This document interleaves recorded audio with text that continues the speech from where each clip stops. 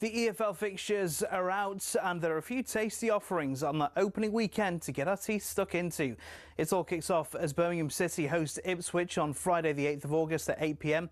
Of course, that's live on talkSPORT, as is Wrexham's first game back in the second tier since 1982.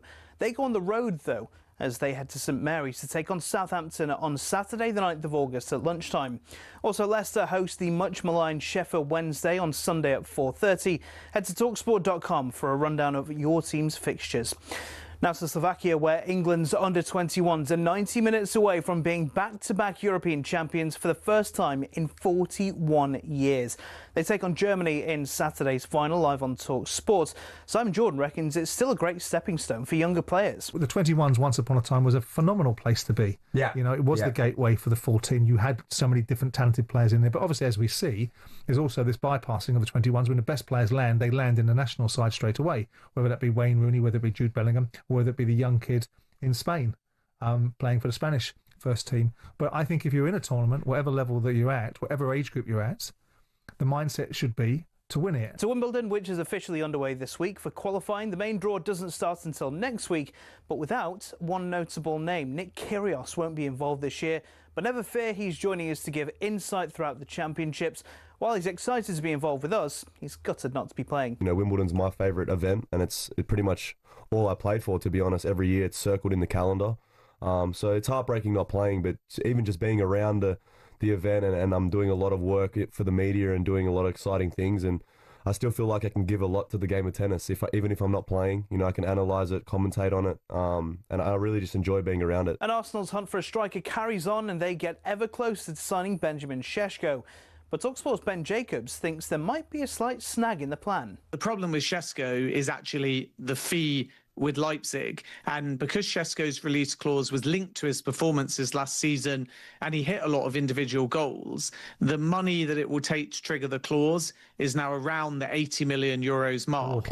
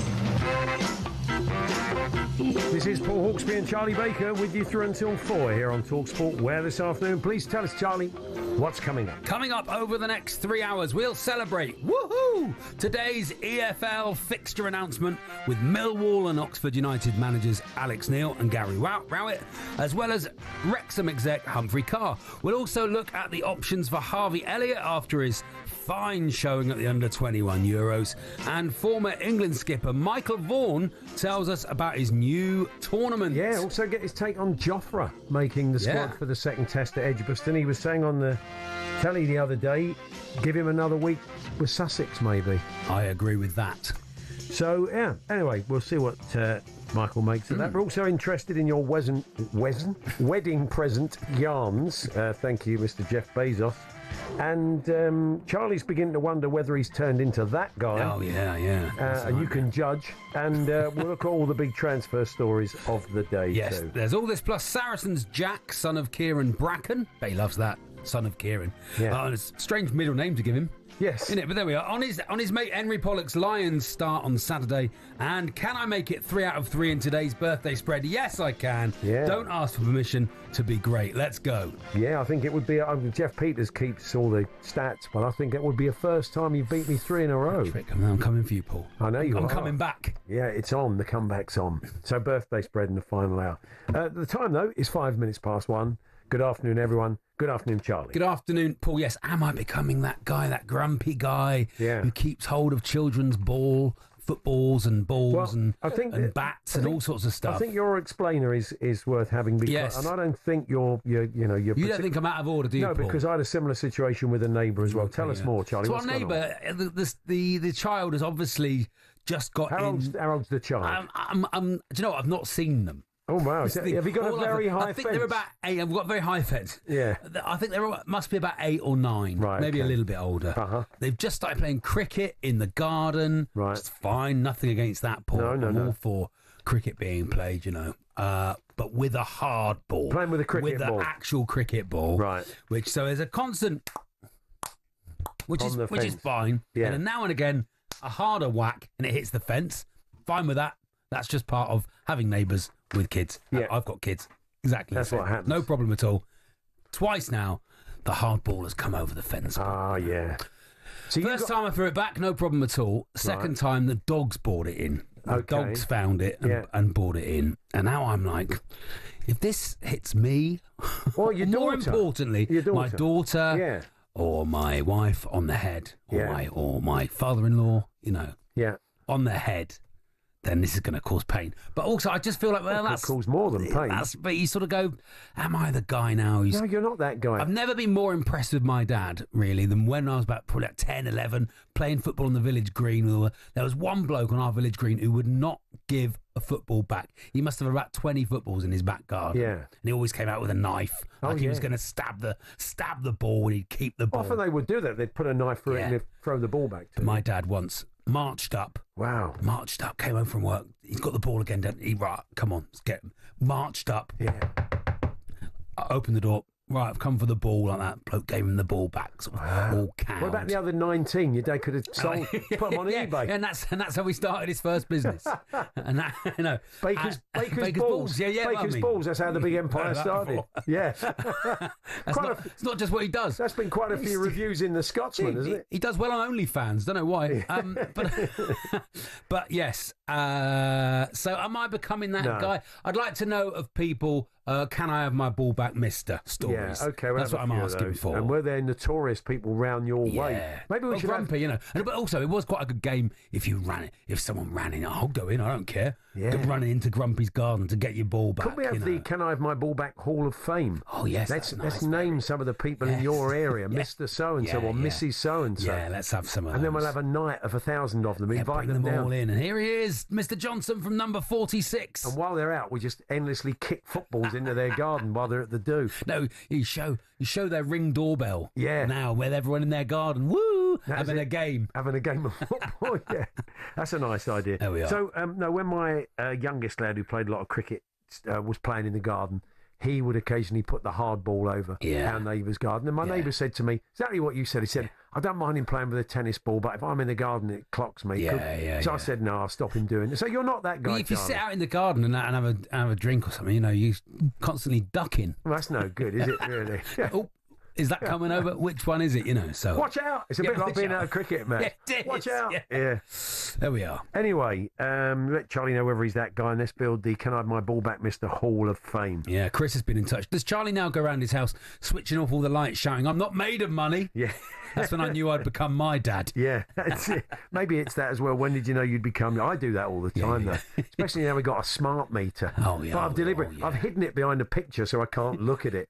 I don't want to know what it says. I don't know what it's costing. I don't want to know what it says. It only upsets Stop boiling the kettle. That's it. Do you know when we made a cup of tea earlier? Mrs. would leave 21p, that? She'd definitely leave me if I kept looking at that. Anyway, we're going to be chatting about the under-21s very shortly. Gary Stonehouse is out there in Slovakia covering it for the Sun. Yeah. And another fine win for them last night. Yeah, very good. Harvey Elliott, well, he's putting in some good performances. He hinted, didn't he, before he got over there, he may have to move on from Liverpool for regular football, and they are making signings, and this has been a great shop window for him.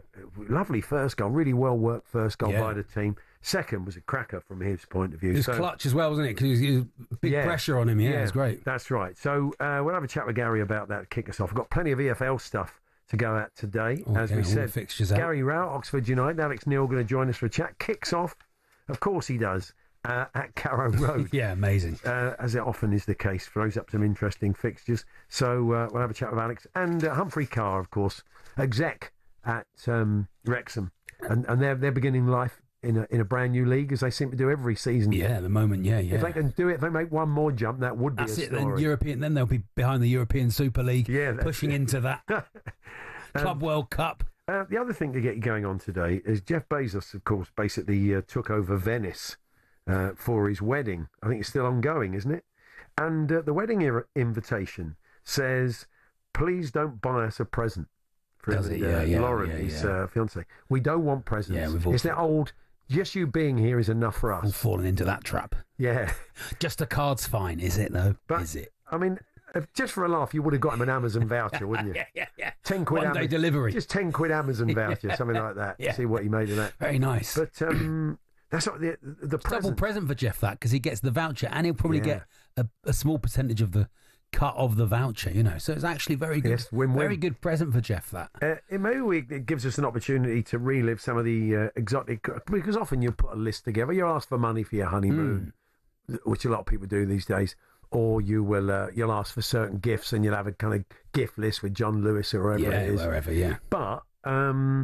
But these days they're saying, just you being here is enough. I think, well, you say that, but it's not really. I feel a bit guilty eating all your food and drink and giving you nothing. It used to be saving for your bottom drawer. That was what it was, wasn't it? But let's be honest, most people are living together already, aren't they? Yeah, exactly. We don't need anything, they say. So anyway, some of the weird and wonderful gifts, maybe people went off-piste. They thought, I don't like looking at lists, and I didn't want to give you money because it's vulgar. So this is what I've got you. Yeah. So some of those you received, some of those maybe you thought, they'd like that. They'll like that. Yeah. Or or a full set of glasses, from some sort of. We received a wedding gift years and years ago, and it was an item that it was a little.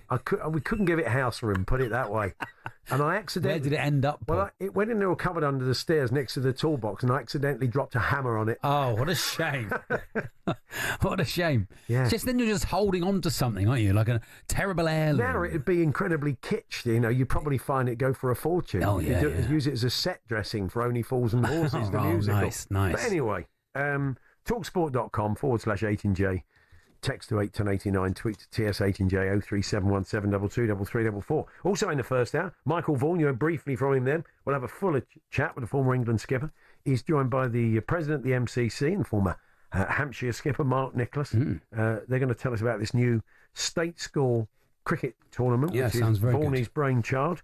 And Jack Bracken of Saracens and England under-20s. He's out at the under-20 World Championships, which I think England have done quite well in. I think he may have played in it before with Henry Pollock. So we'll have a chat about his mate Henry Pollock, who will be starting at the weekend in the warm-up game, live and exclusive on the talkSPORT, of course. But we will kick off at the under-21 tournament with Gary Stonehouse from The Sun, who's been out there covering the whole thing. It's Germany again. We lost to the Germans in the group stages 2-1. We know they're a good side, but I mean, we were pretty well matched up. We'll get Gary's take on that. And we will talk, I think, about Harvey Elliott, who could be looking potentially to move on to get more regular first-team football. Yeah, well, I think he should. Yeah. So that's all to come. It's Paul Hawksbee and Charlie Baker here on talkSPORT. Don't forget birthday spread to come. Can Charlie make it 3 out of 3? Loads of build-up to the start of the EFL season. Alex Neil, Gary Rowett. Loads of stuff coming up today. And we're here with Tool Station. Next stop, Tool Station.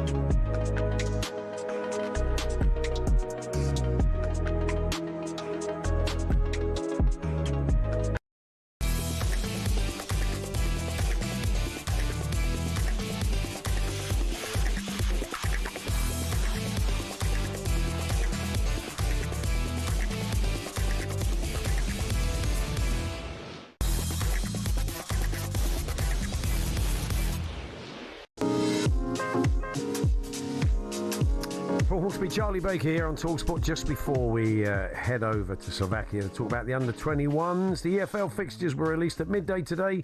Here's talkSPORT reporter Tom Clayton with everything you need to know. The opening weekend of the Championship sees two newly promoted sides against two teams who've just come down from the Premier League. It all kicks off live on talkSPORT as Birmingham City host Ipswich Town on Friday the 8th of August. Then Saturday lunchtime, Wrexham mark their return to the Championship with a trip to St Mary's to face Southampton. That one also live on talkSPORT. Now, Charlton are live on talkSPORT 2 on the opening weekend, taking on Watford.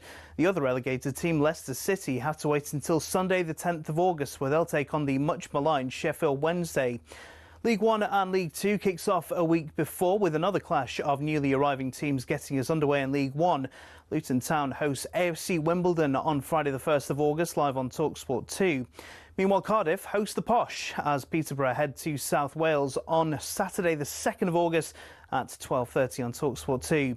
Finally, in League Two, National League champions Barnet host Fleetwood Town, while newly promoted Oldham are at MK Dons. Remember, the talkSPORT network is the place to be for the EFL in the 25-26 season. Thank you, Tom. Yes, Cheers, Tom. Gary Rowett, Humphrey Carr and Alex Neil joining us a little bit later on lovely to stuff. Expand on that. But we're going to talk England under-21s. Win last night against the Netherlands sees them into the final to take on Germany again. They met earlier in the competition. Germans narrow victors in that one. Yeah. Gary Stonehouse has been out there for the tournament in Slovakia, covering it for The Sun. He joins us now. Hi, Gary. Hey, Gary. Good afternoon, gents. Yeah, it should be an interesting game at the weekend. I'm sure you were there at the first one. Do you think we matched up pretty well? Was there much in that match for those that didn't see it? I don't think that you can read too much into that one. Germany made a lot of changes. Lee had made some changes. Livramento, who's been one of England's stars out here, was left out. And obviously, with it being a final, there's that much more on the line as well, isn't there? So I don't think you can read too much. It has been probably England's most underwhelming performance. You know, I know Lee came out and said in a couple of the players, I think he let them have it at half-time, wanted more aggression from them. He got a bit of a response in the second half that day, but the following game against Spain, he got the response he wanted, didn't he? And, you know, I think that's given England the confidence to go on now and, you know, hopefully topple Germany on Saturday. Yeah, it was a good. I thought both goals last night. The first was a really well worked team goal. The second, you know, bit of a virtuoso from Harvey Elliott. We should talk a bit about him because he did hint before the tournament that he may have to move on to get regular first team football, and this has been a pretty decent shop window for him, Gary. Oh, as an half, you know, he was with the 21s 2 years ago and probably didn't get as many minutes as he wanted. He spoke openly about that before this tournament. He sat down and said, you know, he's not prepared to waste his career. He sat on the bench, basically. He needs to be out playing. And he's really using this tournament as a springboard. I mean, last night just showed he's shown leadership throughout the campaign, really. But last night he stood up and, you know, got them over the line. And that second goal was a nice little piece of magic, wasn't it? But he's one of several players doing that out here. I've fallen in love with Charlie Creswell. What a player, what a leader, what a man. Every interview he does, you can just see the passion in him. The Geordie Maradona, Elliot Anderson, another great display from him last night. But, you know, Harvey is showing that he's a match winner. And, you know, we spoke to him after, I think he hurt himself in this celebration, didn't he, with his knee slide. We asked him after, you know, and he said it was maybe a little bit silly given how dry the pitch was. He'd ripped all his sock, but you know, he left us in no doubt that nothing, even if he had a broken leg, would keep him out of Saturday. Winning back-to-back Euros, you know, obviously you start to think, well, you know, can we convert that into winning the major tournaments with the main England team? But so often it isn't always the case. In some under-21 sides we've seen there's been that movement into the first team. But you know, you look at whenever they do these, where are they now? The under-21 team that won X. Quite a few of them drift out the game. Quite a few of them move down the divisions. I mean, is that changing? It does feel like maybe it is changing a bit.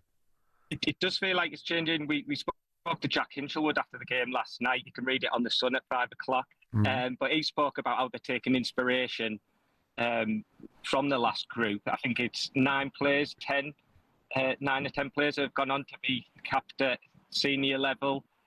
We also asked him about that sort of way of weight of the shirt that's dogged England over the years at senior level. But, he spoke openly about how Lee and the other players are actually embracing that. They want to break the mould of this stigma that surrounds the England national teams. These lads have been winning tournaments now at various age levels across the youth competitions for a number of years, and winning and lifting these trophies breeds a winning mindset. Sorry, yeah. And that everyone you speak to is already targeting getting in the World Cup squad next year. That's the main focus, and you can really tell that they believe that there is a pathway there now. Germany really strong in the group, really strong going forward, really good goal difference. Nick Voltemade has been just fantastic the whole tournament, hasn't he? I think there's going to be a pretty big price on his head if anyone wanted to buy him, but I imagine he'll stay put, but lots of goals. Exactly. He's the main danger man. We didn't get to see him actually when they played in the group game. He was rested, but I'm sure England have done the homework on him. But, we spoke to James Beadle about facing him ahead of that game. Yeah. Didn't seem phased. He actually said he doesn't do too much, except for penalty. He doesn't do too much homework or worry about who he's facing or coming up against. He just concentrates on himself. There's a lot of talent within our ranks as well. And I think the main mindset is, especially what Lee's trying to put in, they don't worry too much about the opposition and who they're up against. It's all about what they can do, because they believe, and they've shown it the last two games as well, that they've got enough match winners themselves. Yeah. Someone who can come up trumps when they're going, when they conceded that goal last night, you're thinking all of a sudden the momentum shifted to the Dutch, and then Harvey comes up. And they really believe that they've got 7, 8, 9 players capable of winning them the game when it comes to it. So, and even if they are worried, I don't think they'll let on to us themselves, but they seem pretty confident. Just finally on Lee Carsley, normally you'd be saying this is a real springboard for him to go off and get, back-to-back, if they do win, back-to-back, European Championship wins. But he seemed very happy in his work there. He didn't want the senior job. I'm sure there have been club jobs offered to him. But we were talking to Darren Ambrose, who was co-commentating on the game last night before the match yesterday, and he says he does seem very happy. He thinks it's a job that suits him perfectly, really, Lee Carsley. I think it does as well. I do have a feeling, though, that he could be back in the future for the England senior job. He spoke to us the other day about what he'd learned from that, how much he loved it, working with the top talents there available. He has said that after this tournament, it has been a pretty hectic year for him. He hasn't had much chance to work with this set of players before coming to the tournament. They only had 2 friendly games in March for him to work with them. He wants to take some time after this to sort of reflect on what he's learned working with the seniors. And, he's really enjoying helping bring in this next generation, trying to change the mindset of the players that they actually can go on. And, he spoke as well about how we need to change the mindset and how foreign journalists and fans think about English footballers as well. And I think he's reveling in that and his role in it. But you can see a glint in his eye as well, though. And I know what he said last year with the seniors, but, I believe that, given, who knows, maybe even next summer, if Thomas leaves, but I think definitely one for the future. And the players all seem to absolutely love him. Yeah. Good stuff. Well, Gary, we'll Lovely let you go. stuff. I know Thanks, you're Gary. off to have a chat with Charlie Cresswell, so enjoy the rest of the tournament. Thanks very much. Brilliant. Thank you. There we are. Gary Stonehouse there from the Sun out there covering the England under-21s in the Euros. It can only be positive, can't it? Yeah, Paul, these young players coming through, only positive for the England. Positive tournament experiences is great. Squad. We're going to bring that to you Saturday night, 8 o'clock. Once again, Joe Shannon and Darren Ambrose are your commentary team. Ollie Klink, your host for that one. So, yes, that's 8 o'clock Saturday evening. We've got lots of Club World Cup football still to come. We've got Juve Manchester City in the Club World Cup. Of course, that's just around the corner. Tell you more about that later. But plenty of EFL build-up. Now the fixtures are out with Alex Neil and Gary Rowett and Humphrey Carr from Wrexham joining us. But next up, we're going to talk a bit of rugby. Great. Talking of young England players, there's the World Rugby Under-20 Championship going on in Italy currently. It gets underway couple of days' time. But the boys are out there ready for the game. Among them, Saracens and England's Jack Bracken. And we're going to have a chat with him very, very shortly. Then Michael Vaughan and Mark Nicholas joining us to talk a bit of cricket. Jofra is back in the squad, in case you missed that news. And I know Michael Vaughan felt maybe another week at Sussex, maybe come back for the third test. A bit more red ball cricket without the pressure. But England beg to differ. They've called him up. And we'll get Michael's take on that in the next half hour.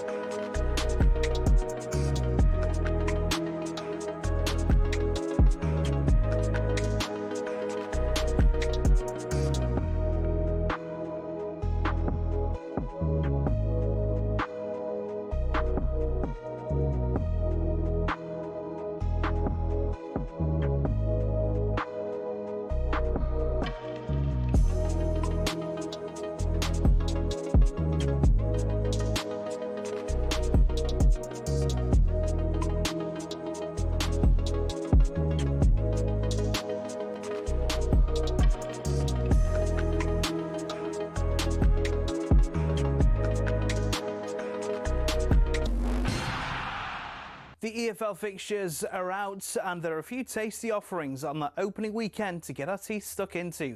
It all kicks off as Birmingham City host Ipswich on Friday the 8th of August at 8 p.m. Of course, that's live on talkSPORT, as is Wrexham's first game back in the second tier since 1982. They go on the road, though, as they head to St Mary's to take on Southampton on Saturday the 9th of August at lunchtime. Also, Leicester host the much-maligned Sheffield Wednesday on Sunday at 4:30. Head to talksport.com for a rundown of your team's fixtures. Now to Slovakia, where England's under-21s are 90 minutes away from being back-to-back European champions for the first time in 41 years. They take on Germany in Saturday's final, live on talkSPORT.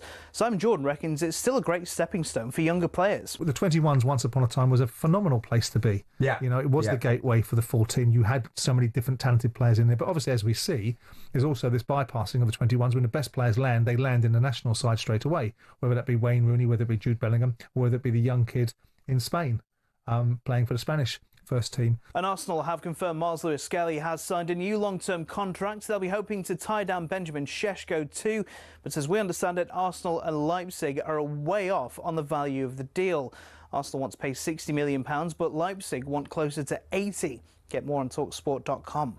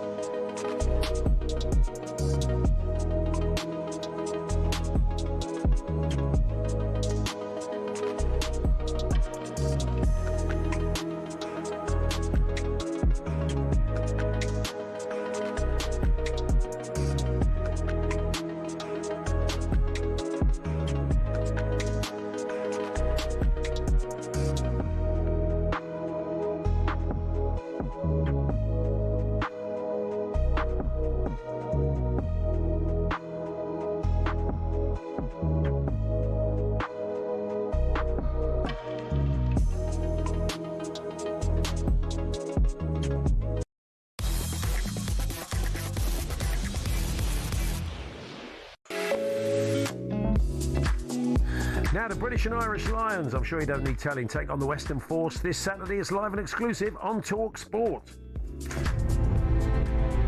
In the world of sport, few shirts carry the weight, the legend of the Lions. Awesome responsibility.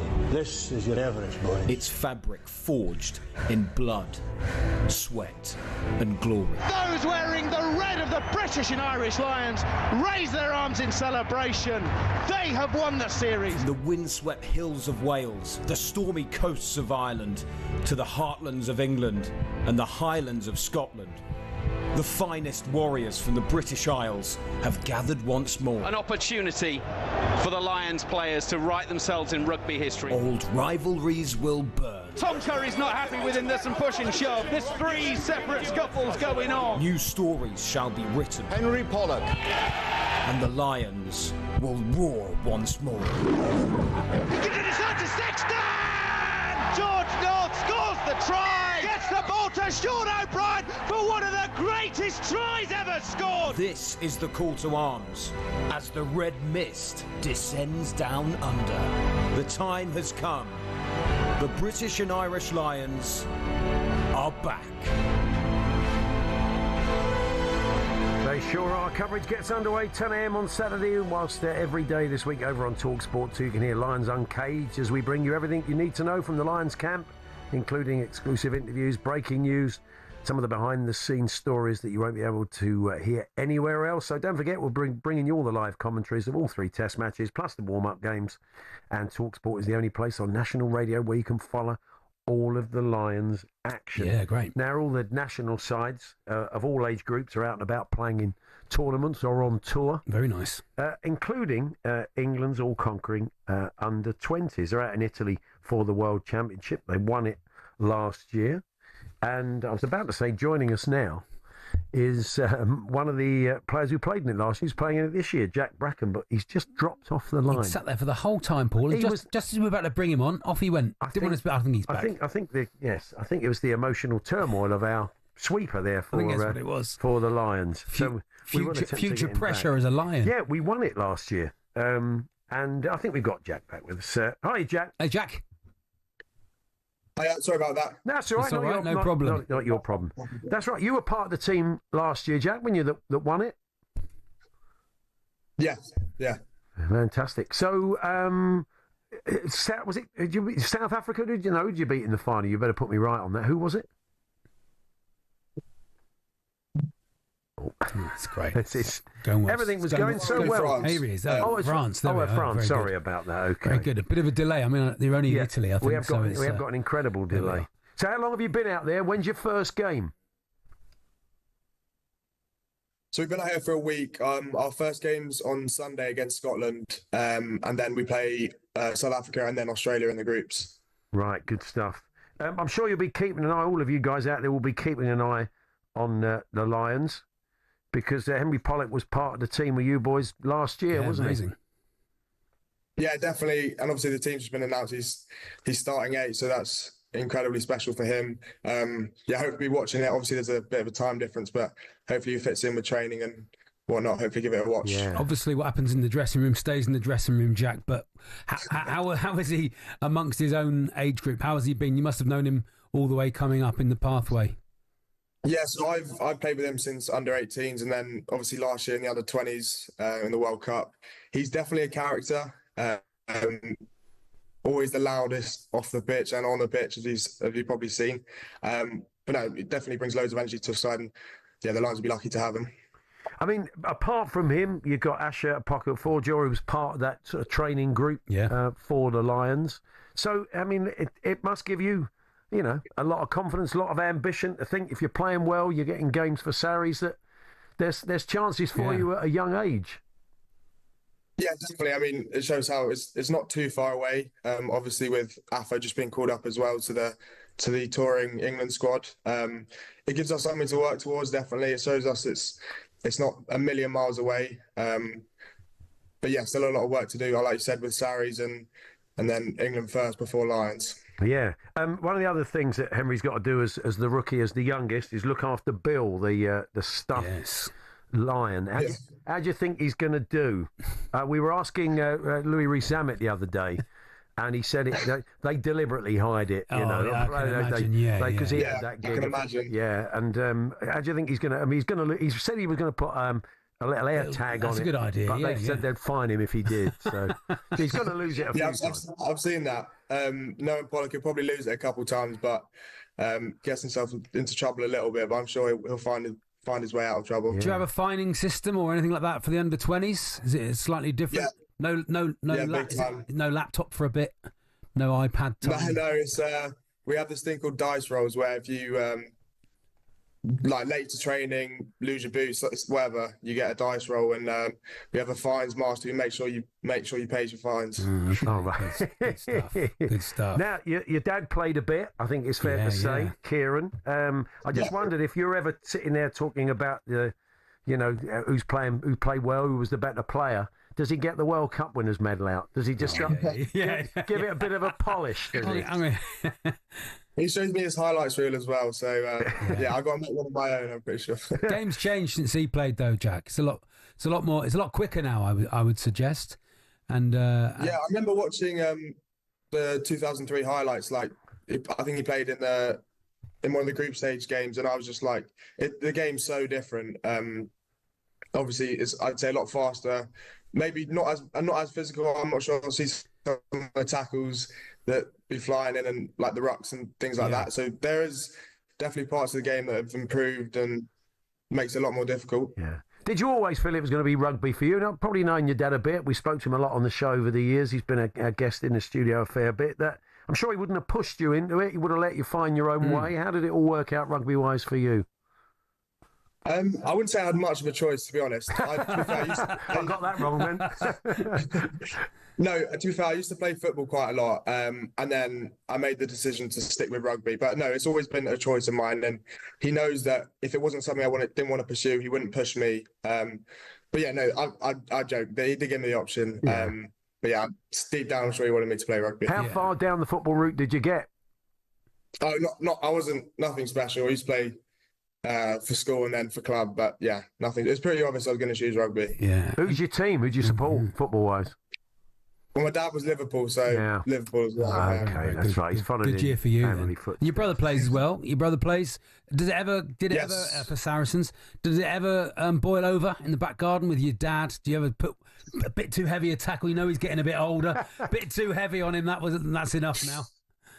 I think definitely when we were younger, we'd get a bit aggressive in the garden. But since we've grown up together, I think not anymore. But it's funny because we do train together, and sometimes we have to train against each other. So I make sure I put in a bit of a shoulder every time I'm against him. There probably would have been a day, wouldn't there, when Kieran was in the garden and he said, "Look, come at me, hard as you like."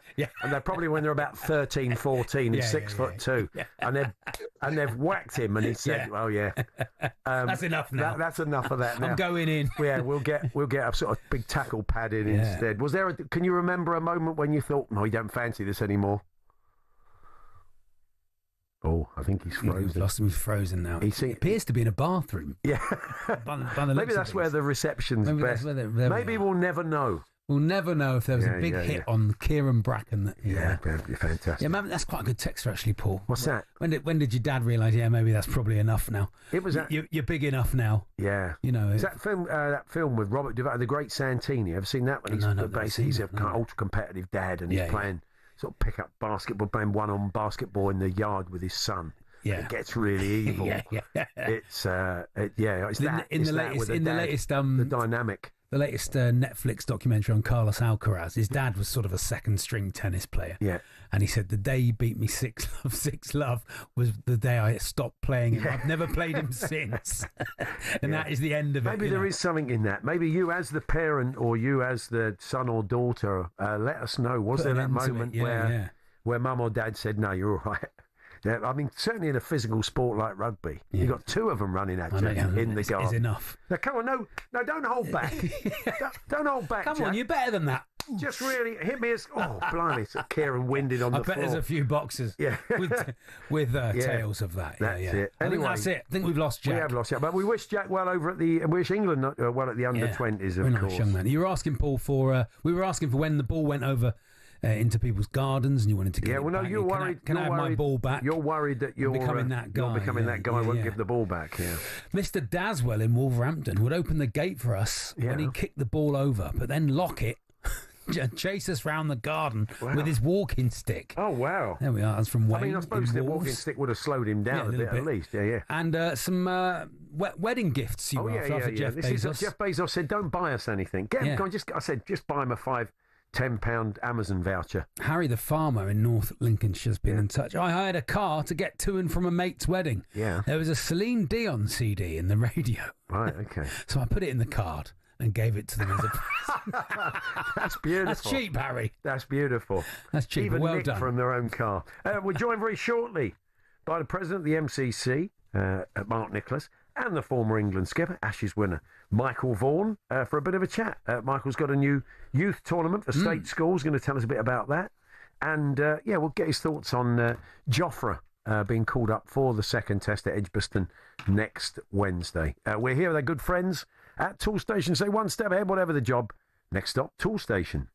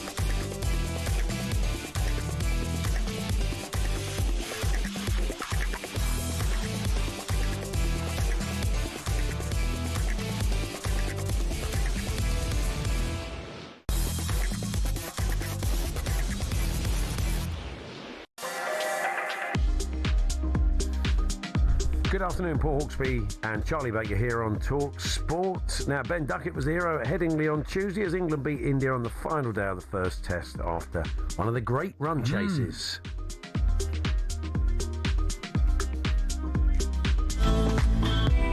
England have beaten India by 5 wickets in an incredible test match at Headingley. It's their second highest run chase in test matches in England. Ben Duckett scoring 149. Joe Root holding the innings together. So with the bat really good, with the ball work to do, but Archer back for Edgbaston will be absolutely massive. You don't know what's going to happen before a ball's bowled. You've got to go with what you think's going to give you, the best chance of winning the game, and it's a good job. Test cricket's played over 5 days. Yes, we will come on to England and Bazball 2.0, as it seems to be. That is a good point that it's over 5 days, because they've always talked about the 4-day test, and you would lose these final day run chases. It's been a while since England have gone to a 5-day test, to be honest. But anyway, let's first find out a bit more about Barclays Knight Stokes Cup, named in honour of England captains Heather Knight and, of course, Ben Stokes. It's the brainchild of the former England skipper, Ashes winner Michael Vaughan, and he joins us now alongside the MCC chair, Mark Nicholas. Good afternoon, guys. Hi, gents. Good afternoon. Hello, boys. Hello, lads. How are you? Yeah, very well, good. thank you, Mark. Yeah, thanks, Michael. So, Michael, let's find out a bit more about this. This was your idea. It's a state school competition with a sort of fantastic reward at the end of it. Tell us more. Yeah, I mean, I can't take full credit for it. It was an idea, playing golf in Scotland. We went into the Jigger pub that evening, and Mark was there from obviously the MCC. I said, I've got an idea about a state school T20 tournament with the finals day at Lords. At the time, he was president of the MCC. He's now the chair. Said, any chance that you could give the home of cricket, the greatest venue in the world, for a day for the state schools to have their finals at Lords? And with a heartbeat, Mark said yes. Very good. That's good to hear. Mark, we do want to promote cricket in state schools. I mean, there have always been issues around, good wickets, places to play, wickets, equipment, etc., etc. But for those that can overcome that, we do want to see more state schools playing decent level cricket. Yeah, I think it'll help that there'll be something aspirational to aim for. You play in a nationwide tournament, and you need to compete. I think generally you need a more competitive effort for sport in schools. I think over the last 20 years that's eased off, and competitive sport has almost been seen as unfashionable. But to prepare you for life, you want to be competitive, because you're sure going to have to be competitive with whatever you go to next. Also, I think Vaughnie made a great point in our introductory thing to the media this morning. Fun. You want to play cricket. You want to see smiling faces. You want to see kids bouncing off each other. You want to see that collegiate friendship that comes from a team sport that is all about character and personality. So I think it's a hugely promising moment, actually, for the game. Yeah. I mean, there may be some schools out there, Michael, who aren't even playing cricket yet that may end up in your final. I'd like to think that was the case. Yeah. That would be, because, I mean, this is the problem. You need teachers that love the game, teachers that want to teach it. And at least six people who want to play it in the teams as well. Yeah. I told a story today that my school in Sheffield, Silverdale Comp, back in the 80s, a long time ago, I know, there was 4 or 5 of us that played the game, and then the rest were made up because they wanted to miss the last lesson of the day's tour, which is absolute. That's fine, and that's what we're all about. The fun element of being in a team and the disciplines that you require to be in a team will serve you well with whatever you do in your life. But this is a good moment for the game, because every single kid in the UK, there's already a tournament that all schools can enter, but generally the independent schools get to the finals because clearly they've got better players, better facilities. Yeah. This now is an opportunity for every single state school to enter a tournament, and in September 2027 there'll be 4 state schools, 2 girls, 2 boys, that will be here at the home of cricket. I've already, Mark will probably back this up, I hope. I did say that the honours board here at Lords is a prominent position, that if you can get your name on the honours board, you're in the history. Well, Mark's already signed off. He's taking the joint over. He's walked in one morning. Don't tell Michael Afton that. Already, whoever wins next year's state school, there's going to be the tournament. There's going to be an honours board here at Lords. We're sitting in the Michael Vaughan room. Yeah, Michael Afton will be asking to go back to school so we can get on the honours board. Well, you've got at Twickenham, at Twickenham, you've got the Cardinal Vaughan car park, and at Lords, we've got the Michael Vaughan Honours Board. Nice. Okay, it's all taken off. Go and check it out at lords.org/Knights Stokes Cup. Very That's nice. Knights Stokes Cup. Michael, I heard you saying the other day you'd give Jofra maybe another red ball game at Sussex and bring him in for the third test. They have called him up. He's going to be around for the second test at Edgbaston next week. What do you make of that? Yeah, I heard that at Headingley that they were going to put Jofra into that second test match. I just don't understand the rush. You know, he's not played the longer format for 4 years. He's had one outing for Sussex up in Durham. He bowled a few overs and he bowled them quite nicely. You know, on the back of a tremendous performance at Leeds, where I look at someone like Josh Tong. Josh Tong bowled fantastic. He hoovered up the tail, something that England have not been brilliant at over the years. Surely he plays again at Edgbaston. They've had, by the time the game starts, it'll be a week in between the tests. So that's plenty of time to rest.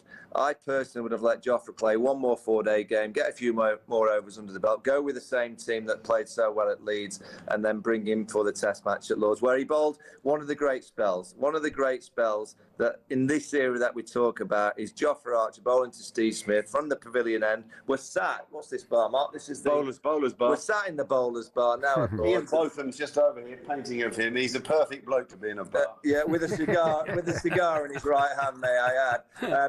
I would have waited for Lords for Jofra. Whether he plays or not, we'll have to wait and see. But I'd like to have seen him play one more game for Sussex. It'd be a shame if he doesn't play, Mark, because he could be playing more red ball cricket for Sussex, couldn't he? No, listen, not for the first time. I'm with Vaughan on that. I would make a slightly different point that I'm interested in Vaughan's response to.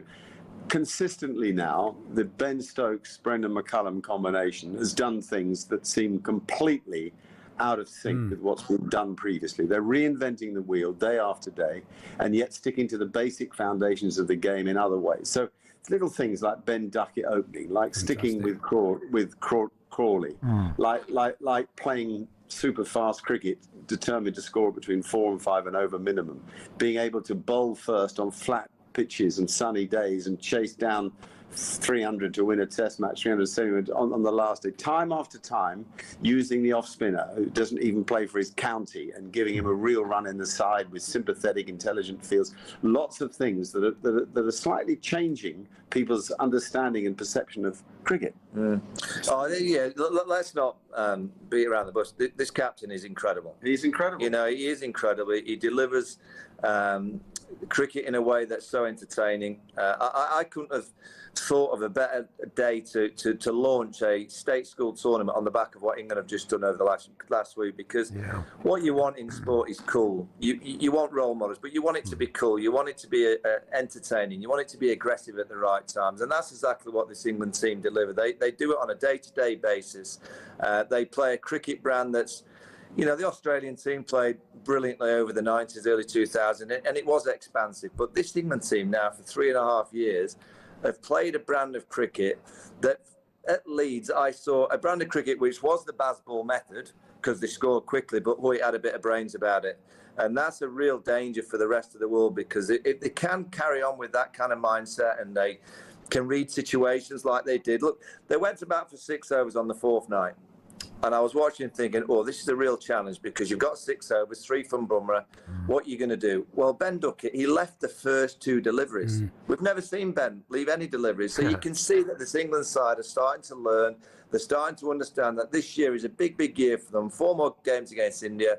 And if they continue in that fashion, continue to learn, continue to play with their brains and be smart, it will be around October, November time that we start to get very, very excited. Because let's be honest, the Aussies, their bowling attack is world class. It is fantastic. Their batting lineup is gettable. And if England can get that bowling attack fit and arrive down under with 6 or 7 bowlers that they can rotate across 5 matches, I've seen Australia over the course of the last 2 or 3 years in Australia, and you can bowl them out. It's always been about, can you get enough runs? And this England batting lineup at Headingley and Leeds, they played in a style and a way where I thought, I get this now. They're starting to learn, and they can become very, very competitive against the best bowling attack in the world. Fingers crossed. Yeah. Guys, we're out of time, but lovely to talk to you both. Thanks very much. Best of luck with the Night Stokes Cup. Thanks, Michael. Thanks, Mark. Thank you. Thanks, guys. Michael Vaughan there, former England skipper and former Hampshire skipper, and MCC chair Mark Nicholas, friend of the show. Get your school to enter, or get your kids' school to enter. I don't know if any kids are listening. Yeah, maybe tales of when cricket wasn't your first state school sport. I still remember our cricket bag. Oh, yeah. This old cricket bag came out from under some stairs. We're playing cricket, lads. It was half the football team. It was a real rag bag, you know, and like. We had, like, I think one of the boys who played when it was threatening the bowlers with violence if you dared to get them out, and they did a WG Grace, you know, bowled him, and he just put the stumps back in and put them back in with a bat, and then said, "No, I'm not out, mate. I'm not out. I'm not. I've only faced 2 balls. I'm not out." But we got a team out in the end. But we had the school box. Yeah, there was one box. Just one box between all 11 of us. Between teenage boys. That's a health and safety nightmare. I'm sure it was really washed thoroughly between games. Of course it was. Anyway, if you've got tales of when maybe the sport wasn't your main sport at school. Anyway, talksport.com, text 81089, tweet TS H&J. Alex Neil's going to join us for a chat. He's the Millwall manager. Of course he's going to Norwich on the first day of the season. That's the way it works. Humphrey Carr's going to join us for a chat from Wrexham as well. Later on, Gary Rowett. The fixtures came out a little bit earlier on for the EFL. I'm sure Fletcher will be right across that in his bulletin next.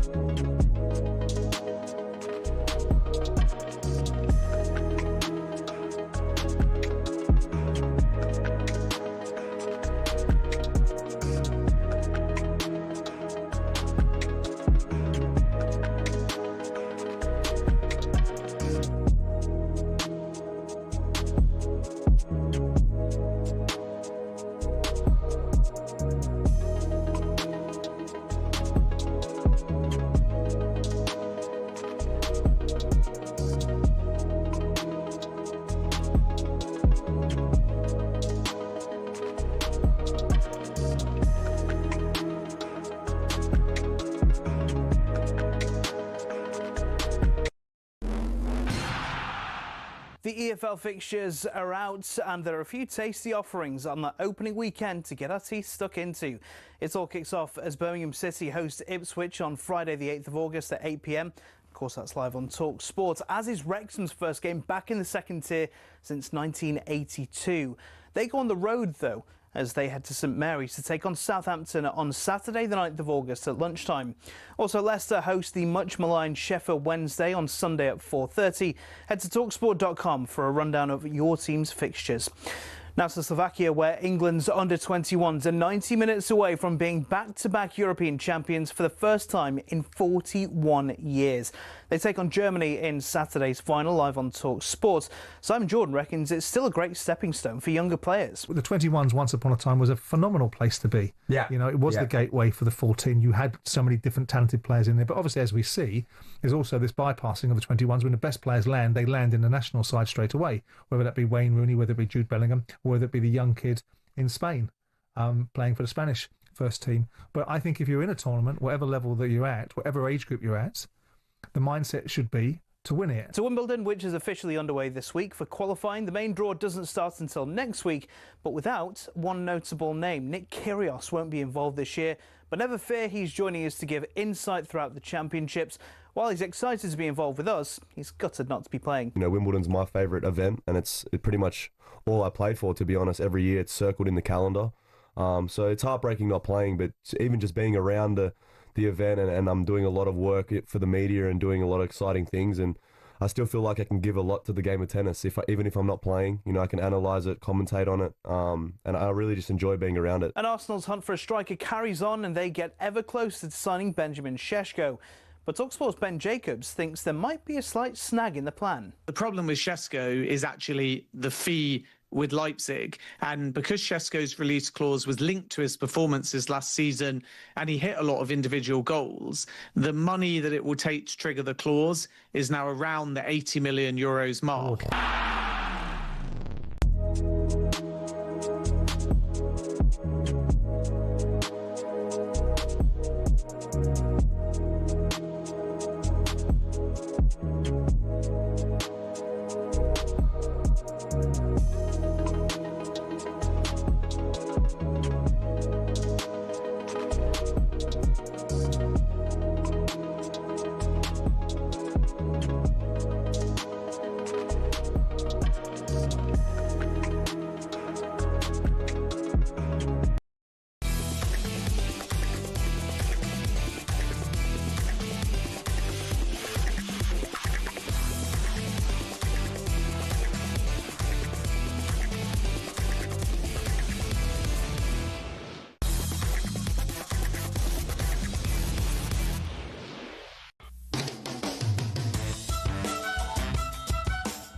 Good afternoon, Paul Hawksbee and Charlie Baker here on talkSPORT with you through until 4 o'clock. And as Fletch was just telling you, the EFL fixtures were announced at midday today. Yeah, as always, we are the home of the EFL here on talkSPORT, of course, throughout the season.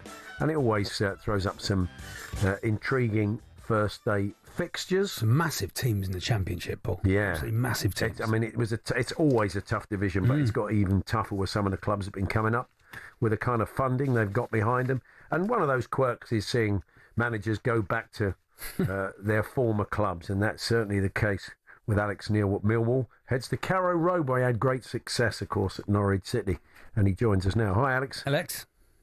How you doing, guys? You okay? Yeah. I mean, you know, statistically, you're going to play them at some point in the season. Sneak in under the radar, don't you? But there we are. First day of the season, off you go. Does it matter? I mean, I often wonder, as a manager, do you look at them and look at the order you're going to be playing everybody, or don't you really care about that?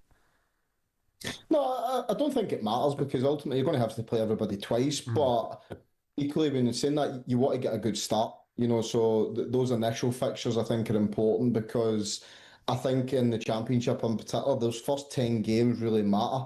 You know, if you look back over the years, there's a lot of coaches leave after like 10, 12, 14 games because the start's not been good enough. So I think every coach is a little bit apprehensive in the fact that you want to get off to a good start, you want to get points on the board, and then it sort of sets you up for the rest of the season. Actually, your run on that basis, you got home to Borough the week after that, then you go to Blades, and then Wrexham. So there's some interesting games in there, some tough games. Yeah, like I heard you guys just saying, though, there's some big clubs in the Championship this year. You know, it's going to be a really tough division. And I think, irrespective of when you look at whatever month throughout the season, they're all going to be tough in their own right. You know, and at the moment, I think everybody's sort of surmising how teams are going to be, how strong they're going to be. You'll really find that out in the first sort of probably 8 to 10 games, and then for there, obviously it'll have much more sort of relevance in terms of how strong teams are. Yeah, you had a great end of season last year. Your form was fantastic. How do you carry that over a summer? Is there any way you can do that at all, Alex? I always think that with I follow lower league teams, and unfortunately so many players leave because there's such a high turnover of players that momentum just doesn't carry on through the summer. Is there any way you can do it? I think how you do it is try to be consistent, you know, in terms of how we work, consistent in terms of messaging, consistent in terms of, like you say, try to keep the bulky, what you would deem to be your core squad together. I think that's important. I think what we have got is we've got a really good sort of core squad here at the moment. A good mixture between like great senior players and younger ones coming through. So we want to obviously try and maintain that and see if we can build on that leading up to the season. The fan base at Millwall, they do let you know, don't they, if they're not happy? I imagine they are quite happy at the moment. Yeah. I mean, all fan bases do it, but I mean, Millwall fans more than ever will tell you if it's not going right. But seems to have built a good relationship with them there, Alex. Yeah, it's like anything else. I think they can see the work that's going on from the club in general, not just myself, but in terms of obviously Jimmy investing in the training ground, Jimmy investing in the squad. I think they can see that we're trying to obviously evolve the style of play and different bits like that. And like anything, you get a lot of buy-in when you get good results and you get a bit of success. So, like you say, we finished the season well. We gave ourselves a little bit of a focal point in terms of trying to hit the playoffs towards the end of the season, which is nice that you're taking it right to the last game and you've got something to play for, so everybody's engaged in what you're doing. And I think we've built up a bit of goodwill, you know, in terms of how well we've done. But listen, none of us are naive. We understand that if we don't get off to a good start, then naturally people are going to be critical, and it's just part and parcel of the game. But for us, I think we've got a clear strategy of how we want to do things, and I think the fans are fully aware of that. You know, the messaging from the club, I think, has been really clear in that sense, and we know what we're trying to do. I've kept an eye. I'm a Tottenham fan, Alex, and I've kept an eye on Jaffet Tanganga and his developments, and it's great to see him doing so well at your place. I mean, he is coveted by others because he is doing so well, but you'll be hoping you can hold on to him. Absolutely. You know, Jaffet won our Player of the Year last year, and rightly so. It was an outstanding sort of contribution for him across the season. He played over 40 games, and I don't think anybody's ever doubts Jaffet's quality and what he's capable of doing. I think his injury record prior to that is probably where he became a little bit unstuck. And thankfully for us, Jaffet himself, but also our medical team and sort of the lads keeping on top of his fitness and stuff, done a great job last year to keep him available. What sort of pre-season do you run, Alex? Are you a run them into the ground sort of guy, or send them to an army camp for team building sort of thing? Walk down Deptford High Street in a Crystal Palace shirt type of thing? You know, what's your technique? No, I'm a little bit of a hybrid, I would say. So I do like, obviously, the old school sort of runs and getting sort of good, sort of solid base under your belt. Yeah. But more importantly, I think from a sort of mental point of view, in terms of hard running and making sure that you've got that capacity to dig in those sort of moments that are going to be vitally important across the season. But equally, we play football, you know, so football fitness is crucial. We'll have the balls out pretty much in the first day, but we will sort of certainly marry that up with a lot of tough runs and making sure the guys are in good shape. How much has pre-season changed since your playing days, Alex? Yeah. Yeah, well, my playing days feel like a lifetime ago now, so it's certainly different in the fact that I think it was a case of you run until you were sick, and when you were sick, that was a sign that you've worked hard enough at that point. So, yeah, I think we've moved on. I feel sorry for any coastal clubs, any players at clubs near beaches, because they're always running on the beach. Always running at always on the Chariots of Fire. Another London derby as well. Charlton, that's in September. That never hurts, does it? I think the fans will be looking forward to that one. Yeah. Yeah, I think the games are brilliant for the club, aren't they? You know, they're brilliant for the fans. Everybody gets excited by them. So, yeah, I love local derbies. You know, at any club I've been at, I think it's always a game that the fans look forward to. It's a game that, as a coach, you know there's a little bit more riding on it because you've got the bragging rights, and the last thing you want is for your fans to go home disappointed. So, yeah, that'll be a great fixture for us this year, and I'm sure they'll be looking forward to it as well. And having made such a good finish to last season, I mean, did you go in with a target? Are you saying to the guys and the board, you know, we want to go up this year, we want to build on that? What are you looking for? Playoffs? Yeah, I think you always want to improve. You know, I think that's the biggest thing I would say. So improvement's key for us. I think, obviously, depending on what happens with the transfer window between now and the end of the summer and when the season's obviously, when it finishes at the end of August, will be a determining factor in terms of where we would see ourselves finishing. You know, because obviously if you manage to get some business done and you get some good additions to the squad that can help us, then naturally you expect to finish further up the table. But we're not naive in the fact that there's a lot of big hitters in this league. You know, and even it's quite an anomaly this year in the fact that you're probably going to have Birmingham and Wrexham unusually spending a lot more than teams who have been established in the Championship for a number of years. which is not normally the case. So not if you get 3 coming down with the parachute payments, you've now got 2 coming up that have got obviously deep pockets and can really strengthen. You've had a few outs finally, so should Millwall fans expect a few incomings? A busy summer for you, transfer-wise?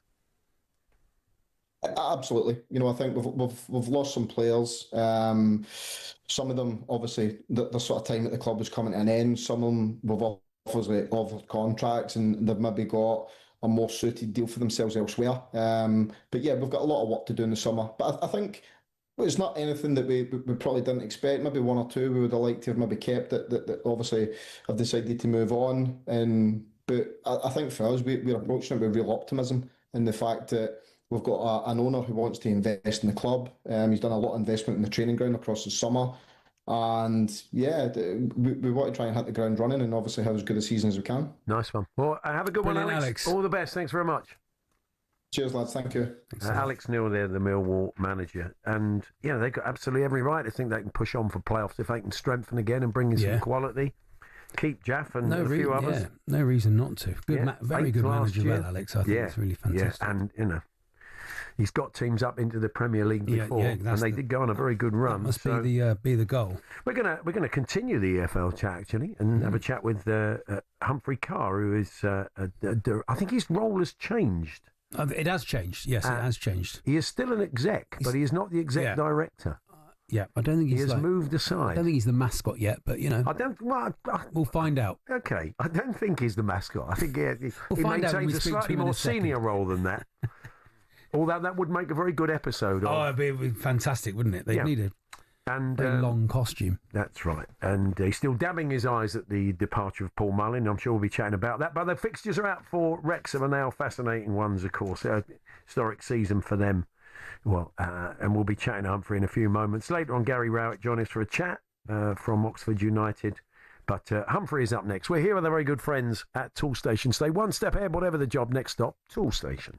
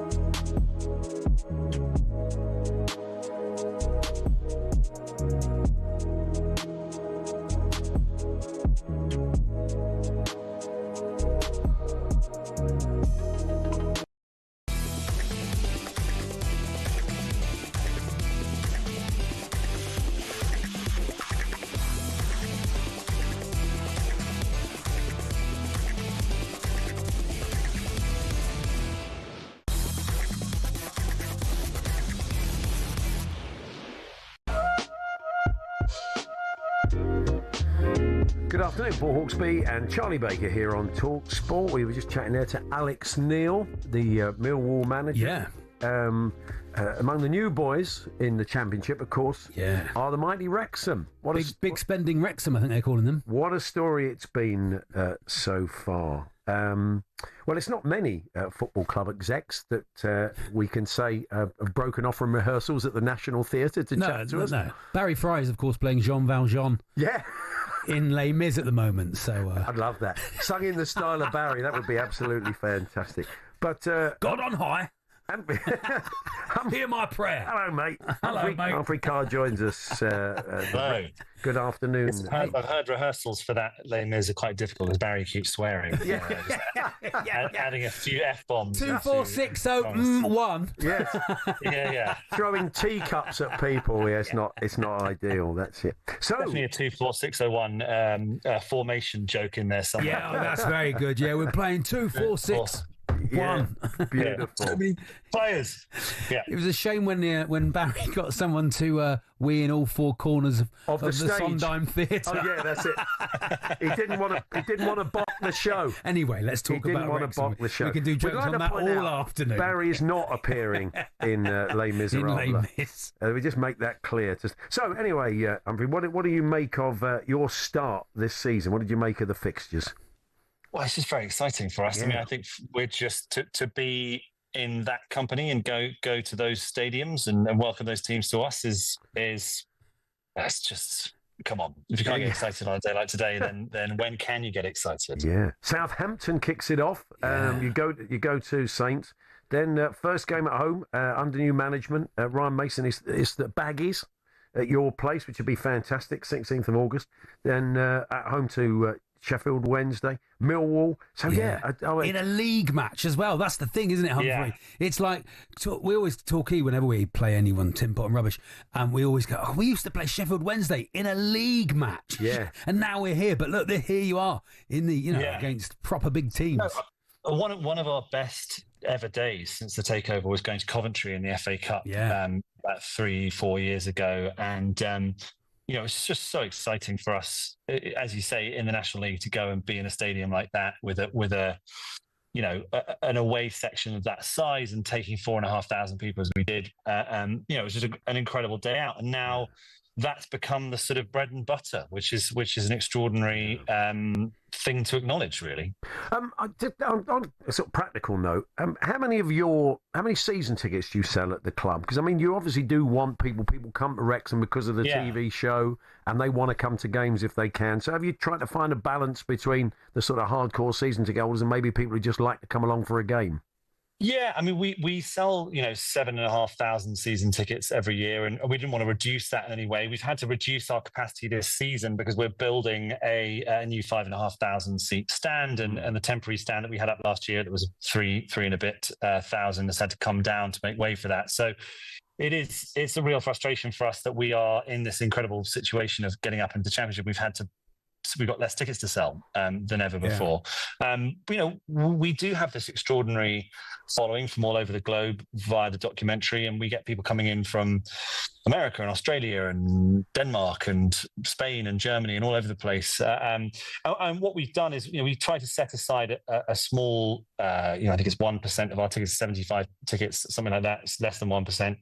Specifically for people travelling from overseas, because we get so many coming and being like, can I buy a ticket? Is there any chance I could get one today? And it's really, really difficult. It's going to be even more hard this season. But we do want to make sure that we preserve it as an experience for people from Wrexham. I mean, we're going to be balloting a lot of tickets this year. That's what we did last year pretty successfully.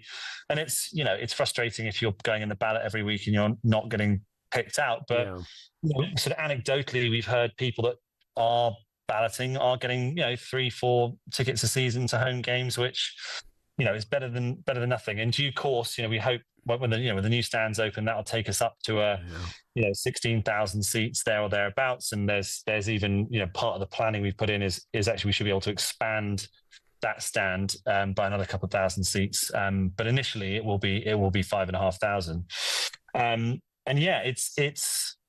it's a great problem to have as a football club. Sure, is that you of course. you can't meet demand. No, that's it's absolutely. frustrating, but yeah, much rather that than The other way oh round. God, we need to buy a load of tarpaulins to cover up all our empty As you progress through the divisions, invariably there will be churn. There will be player churn.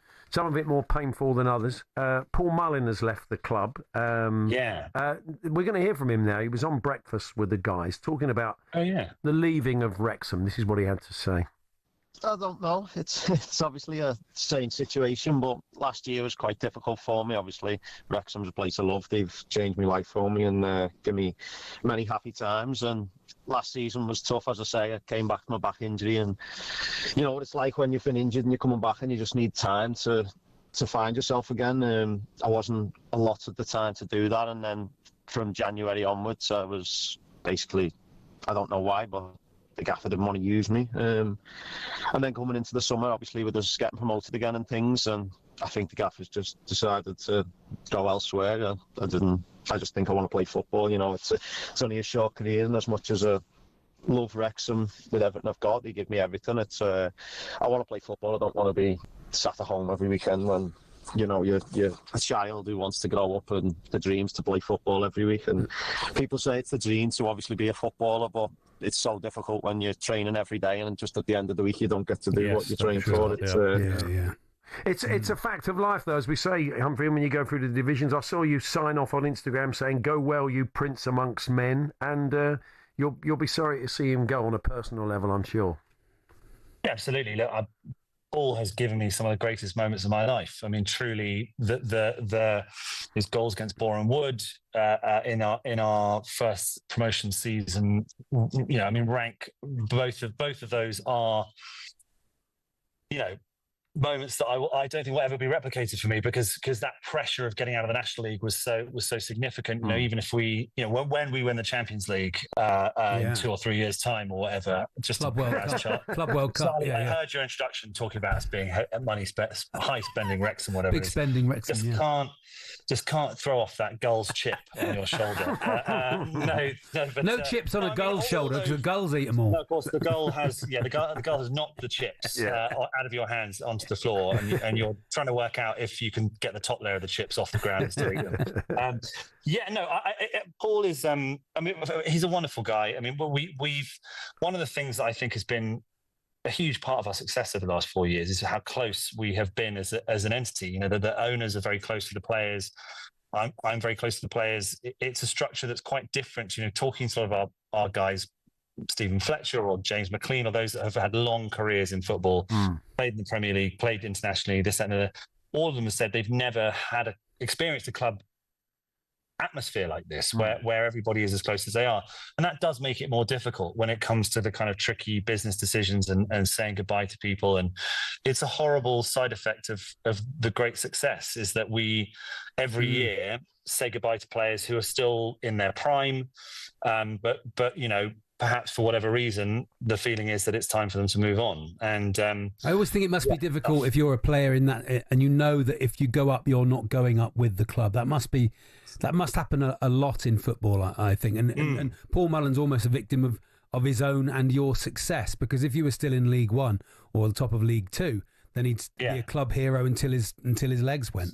But you know, I mean, he'll always be a club hero, obviously, but he'd still be playing. The extraordinary thing is that he, of all the players that we've had over the last 4 years, is the one who has done the most to, you know, the word legend is a dangerous one to throw around with kind of current active players and things. And, you know, it has to be something that's bestowed in due course. But I don't think anybody would, amongst our fan base or in the building, would think it was out of place to call him a legend. And yeah, I mean, ultimately, his brilliance and his determination and everything he did for us was what got us into this position. And then, unfortunately, the cruel wages of that success is that the club kind of progresses on.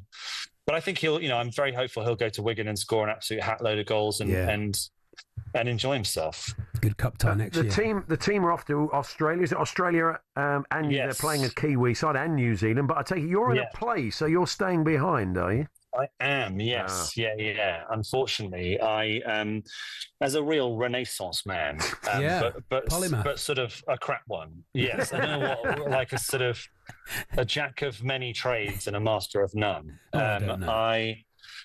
Yes, I'm doing a play at the National Theatre at the moment. Wow. Which starts July the 9th. It's called The Estate.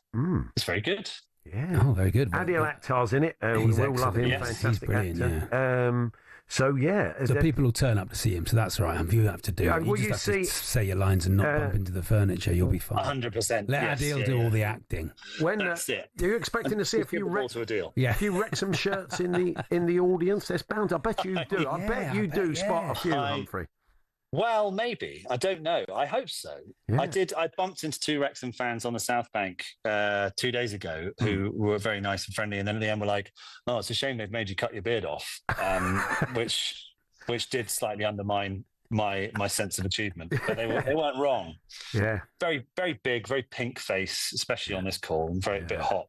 It's very hot in here in the theatre. It's just a bit red. You've got to go back to rehearsal, haven't you? What time's your rehearsal start? I do. Yeah, we've got to let him go, Paul. Sorry, better let you go. He's an actor now. Fluff the We'll line. be in trouble. You'll get the blame. We'll get fined. Fluffs his lines on the night. I'll blame it on you guys. Yeah, good. Yeah. Well, look, fantastic. Cheers, Humphrey. All the best. Thank you. Thanks, Cheers, Humphrey. fellas. Take care. Humphrey Carr there, a exec at Wrexham, who are they're in the Championship. You heard what Humphrey said. In 3 years' time, when we're in the Champions League final, you've got to dare the dream. I wonder when they think, well, now we'll. This must be the moment they go, right, and now we might have to spend a couple of years trying to get up. Okay, but I remember you said to me, you probably said to Humphrey, because you said, look, you can get up to League 2, but once you get to League 1, it gets a whole lot harder. They're now out of League 1. Yeah, I know. So I got that wrong, didn't I? Look, Paul, I'm not saying I know anything. No. I come at it from a fan's point of view. That's fair enough. It's all vibes. Anyway, Sam Luckley's going to join us for a chat of Hull KR. They're going rather well. He's a big Newcastle United fan as well. We may touch on that. They're being linked to some players today. James Trafford in goal. Yeah. We'll see what he makes of the forthcoming season. And, of course, talk about Hull KR are just flying high at the moment in Super League. And Craig McHale-Smith popping in to see us in the next half hour too.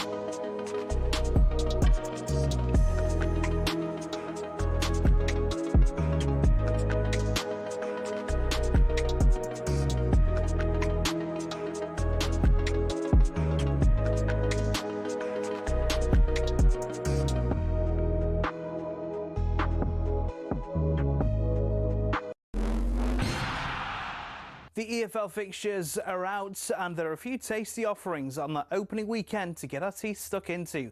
It all kicks off as Birmingham City host Ipswich on Friday the 8th of August at 8 p.m. Of course, that's live on talkSPORT, as is Wrexham's first game back in the second tier since 1982. They go on the road, though, as they head to St Mary's to take on Southampton on Saturday the 9th of August at lunchtime. Also, Leicester host the much-maligned Sheffield Wednesday on Sunday at 4:30. Head to talkSPORT.com for a rundown of your team's fixtures. Now to Slovakia, where England's under-21s are 90 minutes away from being back-to-back European champions for the first time in 41 years. They take on Germany in Saturday's final, live on talkSPORT. Simon Jordan reckons it's still a great stepping stone for younger players. The 21s, once upon a time, was a phenomenal place to be. Yeah. You know, it was the gateway for the 14. You had so many different talented players in there. But obviously, as we see, there's also this bypassing of the 21s. When the best players land, they land in the national side straight away, whether that be Wayne Rooney, whether it be Jude Bellingham, or whether it be the young kid in Spain playing for the Spanish first team. And Arsenal have confirmed Miles Lewis-Skelly has signed a new long-term contract. They'll be hoping to tie down Benjamin Šeško too, but as we understand it, Arsenal and Leipzig are way off on the value of the deal. Arsenal want to pay £60 million, but Leipzig want closer to 80. Get more on talksport.com.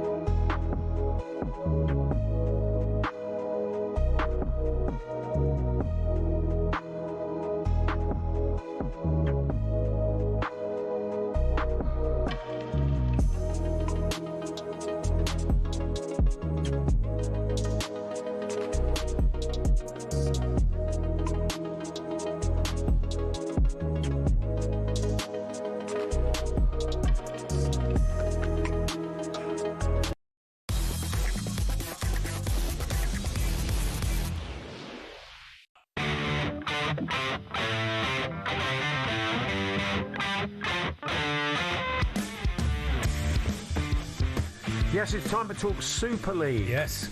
Once again. And joining us this afternoon, take on Wakefield Trinity at home this weekend. I think potentially, if they win, it'll be a club record. It'll be the best start to a season. Well, they've been phenomenal ever for Hull KR. Their prop and a big Newcastle United fan as well. Sam Luckley joins us. Hi, Sam. Hey, Sam. Hello, Jared. Yeah, good, thank you. We're not so bad. It's, I mean, look, it is going remarkably well. You've got one trophy in the cabinet already, flying high at the top of the table. It's good times. It's not too bad, is it? Everyone's happy in camp, and obviously after the past few weeks we've had, things can't be any better. And got Wakefield tomorrow night, and just like you said there, I think was it the best start in Super League for a very long time. So things are going well. I think it would. Yeah, I think it would be a record if you can get it done tomorrow. They're coming off the back of a good victory, though, aren't they? So it won't be easy. And they've been good. There's been a few times in games this season when they probably deserved to win and haven't quite got over the line. Yeah, mate, I totally agree. They were a bit surprising, really, after they've come up from Championship. They've got a few, really good wins under the belt. So they're a team not to be underestimated, and they've got a lot of experience there, as well as some newcomers who are playing well. We're looking forward to the challenge, really. But we're at home, and we'll relish the challenge, and we're really looking forward to putting in a solid performance. I suppose there is that fine line between between confidence and complacency, because you guys are going so well. You must have so much confidence, especially at home. But you can't let that complacency sneak in. Not in a game like Rugby League, where you can be found out if you're not completely on it. You're not wrong, mate. That's what we were speaking about that this week. There is a fine line between confidence and arrogance, and making sure we're on the right side of that's the most important thing. Take all the good things from the confidence, but let's not get cocky with it. We like to stay humble in our camp, and especially after the Challenge Cup win, we don't really talk about it too much. We've boxed it off now, we've put it away, and now we're just focusing on the next job at hand. But yeah, obviously stay confident though, because that's when all the good things happen. When you don't want to go in your shell, especially at this stage of the season. We just want to keep building on the back of the quality performances that we're putting in, and just enjoy what we're doing. We enjoy playing together as a group. We've got a great squad, great club. Everyone's singing off the same hymn sheet. So let's just keep the good times rolling. Yeah, Craven Park always feels electric. Actually, when you watch the games. The fans always seem so behind you. Sam, do you think it's because there's another team 5 minutes away that it just makes them that bit, give them that bit extra? It's like a concert, innit, when they're coming out and everyone's singing. Fireworks going off and everything. It's class. Obviously being at a city with two teams will always add a little fuel to the fire, but I think as players, it's important for us to give them something to sing about. Yeah, the fans we've got, they're loyal to a fault, and they've followed us through thick and thin, even long before I was at the club. Relegations and all that. They follow everywhere, all weathers. They really are play a big part in helping us get over the line. So, as players, it's just something we take pride in, is giving it back to our fans and giving them something to sing about and make sure they can enjoy coming to the games and watching us put a solid performance in. Yeah. What's your journey been, Sam? Have you always just been massive? Were you massive at school? Were you that guy? And when did you start playing rugby league? I didn't start playing rugby league. I was about 15 or 16. I did all sports when I was growing up. Mainly football. I played for Wales End Boys Club, Compton Juniors, North Shields, all that. And then I started as a striker, and then I think as I got bigger, I just went further and further back. Oh, yeah, striker. Until I was eventually off the pitch. Imagine Sam as a striker, Paul. Yeah, that's it. Yeah. I'd love that. Here he comes. Oof, I like the word striker better than forward. Yeah. So was Shearer your hero then? That was my era when my dad used to take us to the football games. Yeah. Shearer was my favourite, but I think Gaz has a close second. Like, what a player he was. Yeah. And his personality off the pitch, he's just, what a great bloke. No, I'm a Spurs fan. I had the pleasure of watching him in his pomp as well. He was something else. You must love Magic Weekend. What a dream, is it? You get to play at St James's Park. Oh, mate. First time I went there, man, I was going to cry when I was coming out. It was unbelievable. But like the Magic Weekend just gone's the first time that I've won there. Oh, right. Yeah, so I still haven't been in the home change rooms. Like, I was kicking off about that. But it was a great experience. We kind of treated it as a family day out. My mum and dad and everyone come watching the stands. My mates there. And I've been lucky enough to score me 2 tries and do my Shearer celebration. Yeah. Oh, nice. So it's in my top 5 best moments of my life. But I love it, mate. Yeah, I wish I could play there every week. I've talked to football. Britain using Cristiano Ronaldo signed a new contract with Al Nassr. It's a 2-year deal. We'll talk to Will Pugh about it a little bit later on. Going to carry on. He's about 60, isn't he? Yeah, it's still just fit. Amazing. On a serious note on the rugby league front, you're flying high. It's not been the same for one of your old clubs, Salford. I read today they've got until September now. They've had a stay of execution to sort themselves out. You must still have pals there. On the pitch and behind the scenes. It's been a tough old season for them. Just hope they can sort it all out. Yeah, mate, I feel sorry for them. It's hard to really have an opinion on it when I don't know the true ins and outs of what's going on in that camp, Yeah. But like you said, I've got loads of mates there, even backroom staff and physios and all sorts who are in the same boat. I just hope they get it sorted, really, because it's people's livelihoods at stake. We're not footballers who are getting paid millions, and I've got savings or whatever. Lads have got mortgages to pay with families and kids, and it is a real tough position to be in. So I just hope they get it all sorted, because it's a bit of a shambles at the minute, isn't it? Yeah. And do you get the games? Do you get up to St James's for the matches now? The Carabao Cup. I went to Wembley, I got some tickets to watch that. Oh, great. Now, I used to say that was the best day of my life, but then I went and won at Wembley, so now it's the second. Okay, yeah. What a day that was. I took my dad and my uncle, and I've never seen my dad cry so much in my life. Fantastic. Outstanding. I was there. What I was saying, it's just a generational thing, isn't it? Like, if it's been that long when you haven't won a trophy, and his dad before him watched Newcastle, and sadly he's no longer with her, and just, I think all the emotions just hit everyone, every fan in that stadium. Yeah. But it was outstanding. What a game as well, It was special, those 2 cup finals, Newcastle and Palace. They were both special games. Well, Sam, all the best tomorrow. Brilliant, Sam. And for the rest of the season, good to talk to you. Thanks very much. Cheers, lads. Thanks for having us. All the best, mate. All the best. Sam Luckley there, Hull KR. Big Newcastle fan, and yeah, they are on fire at the moment. Hull KR, they are much to Adrian Durham's pain. They are. I get the vibe. Sensational. You'd have a good night out in the big market with Sam Luckley. I think you probably would. I think it would be. It feels like a good night out. Be a Paul, good just, night out. just from the outside. Yeah, because you'd feel safe. Indeed. As well, because he's massive. I don't think anyone's going to come and say anything. Plenty of Super League to come on talkSPORT. I haven't got the details of our fixture this weekend, but I will get it. We always bring you live Super League on talkSPORT 2, Paul Cook and the gang, so I will, and Mark Wilson. So I will get details of our fixture this weekend. But yes, as Sam just said, tomorrow night, that big game between Hull KR and Wakefield Trinity. It's Paul Hawksbee and Charlie Baker here on talkSPORT. What are we doing next, Charlie? Well, we're going to have a chat. Well, yeah, Craig McCall-Smith and Jack Whiting are popping in, going to tell us more about the Interlegends FC. Oh, yeah. Talk a bit of Brighton, a bit of Posh, maybe. We're coming up with that one shortly. And more on that Cristiano Ronaldo story will pew a little bit later on. We're here with our good friends at Tool Station, ready to help at over 580 stations nationwide. Next stop, Tool Station.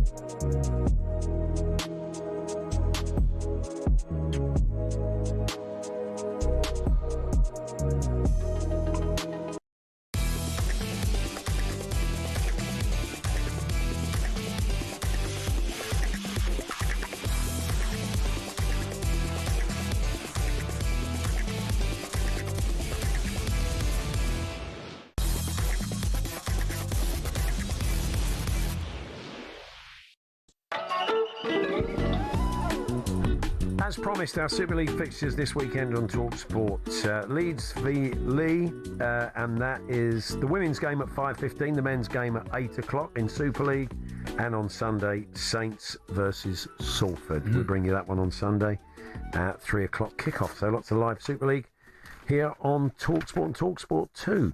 We're going to talk transfers very shortly, but the reunion of the century starts next week, and we're giving you a chance to win a pair of Oasis tickets in Manchester on July the 19th. Yes, you heard that right.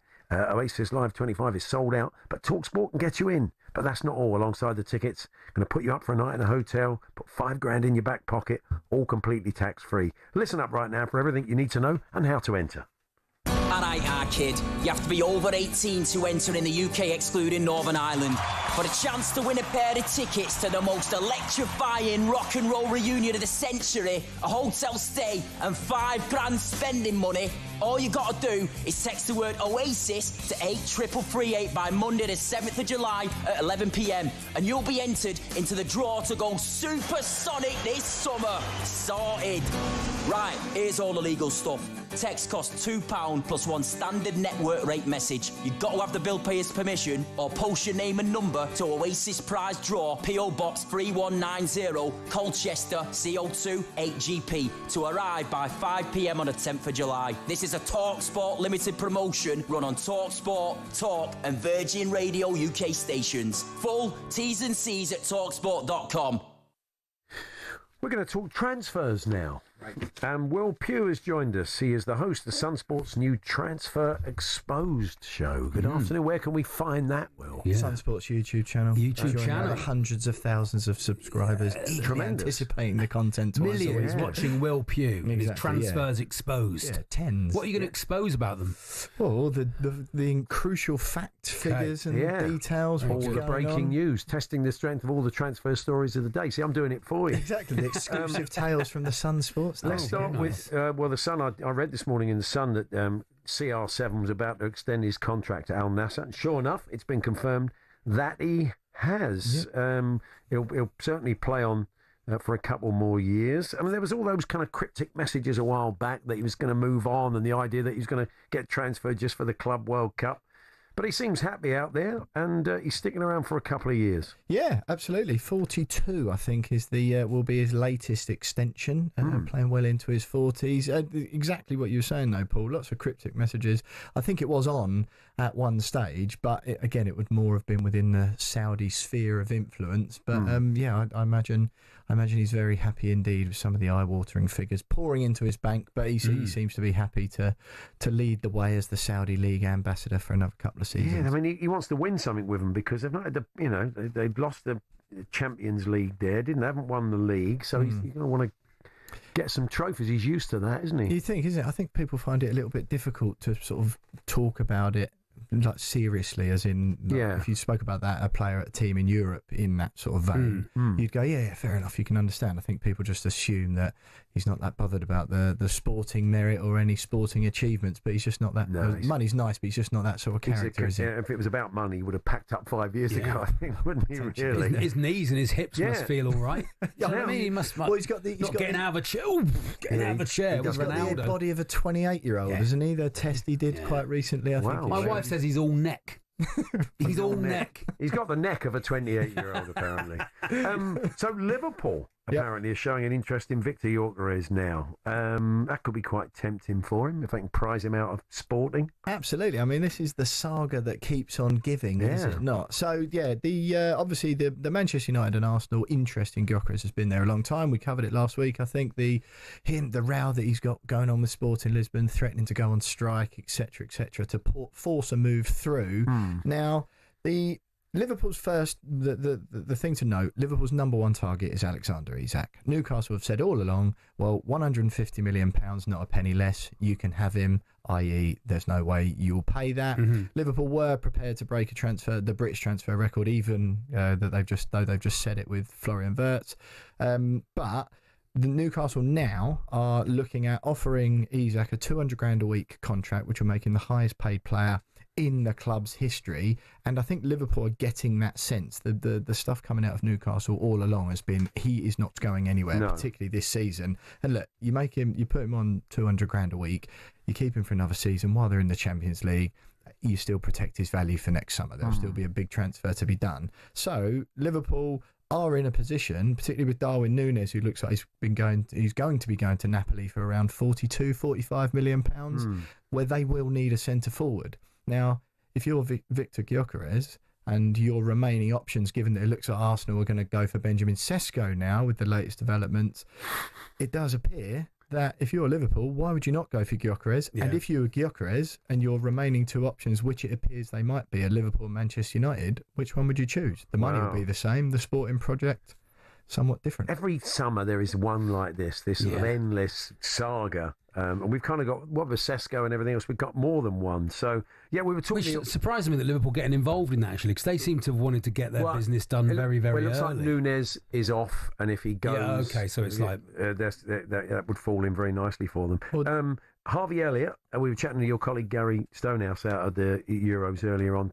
What would be a good fit for him? Has he been linked to any teams as such, Will? Yes, he has. Yeah, a week ago, we were covering this a week ago. It was a Sun story come out that Brighton is the main sort of... Wow. Looks like that could happen. 40 million quid they're willing to fork out for him. Obviously, he did that emotional goodbye, didn't he, to Anfield towards the end of last season. Very, very keen indeed to get a little bit more game time. 80 grand a week on the table from the Amex, a 5-year deal. I wonder if these performances at the Euros, if he has a good one in the final, might smoke a few more clubs out. Suddenly it's a bidding war. Potentially, yeah. I mean, one thing I did like about the story of Elliott, Nottingham Forest went in for him, and like the deal was all there, the numbers are okay, and he turned down the opportunity because he was just concerned about the style of play not suiting his style. Brighton on that front would certainly be a far greater fit. And he wants to play. He's going to want to know. I mean, as much as you can never get a guarantee you're going to start every game. Exactly. He wouldn't leave Liverpool if he was playing. You know, he wants to play. Exactly that. He's 22 now, and he's getting to that stage of his career, isn't he? I mean, he's shown what he can do. A very talented young player.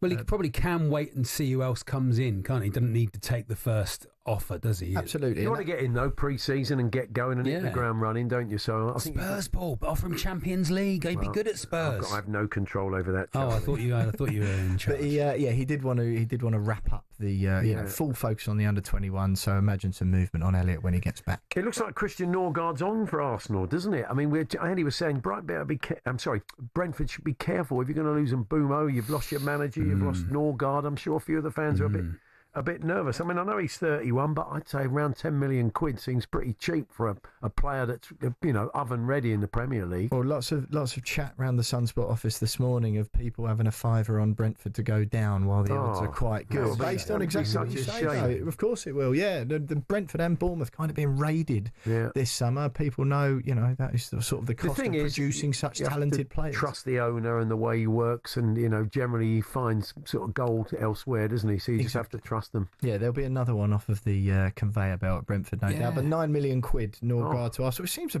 brilliant deal. Exactly. He's thought of so highly, isn't he, by Brentford's fans? And I think he slots into that team. Obviously, it's sort of. I heard Harry Symeou this morning, I think, on talkSPORT, bemoaning the state of Arsenal's midfield, saying we're going to be in worse shape of next season, particularly if Thomas Partey goes. Obviously, Jorginho's left for Flamengo. I mean, he's not the same player as Partey, but I mean, he's still. I mean, he's very good six, isn't he? He does that job.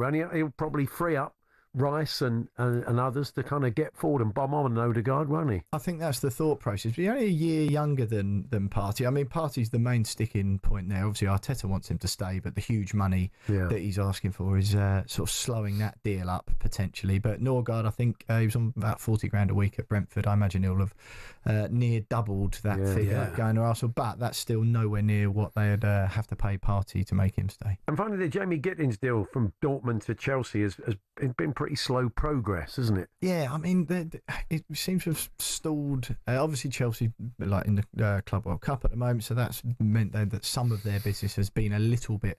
They've been a little bit slower getting around to some of their deals, but it's there. All the figures are there. It has been for for quite some time. I think it's sort of a dotting the I's, crossing the T's situation now. Yeah. But I think that'll be especially tiny in one the for surname Chelsea. Gittins. Good There's business for one them. I and two T's. Yeah, that's nice. Crossing the perfect, Charlie.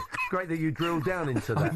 Work that out there. That's his mindset. That's his mindset. Yeah. How many T's? How many T's? The Chelsea admin team. Can I work that into a bit? Is that a bit? Is that a bit?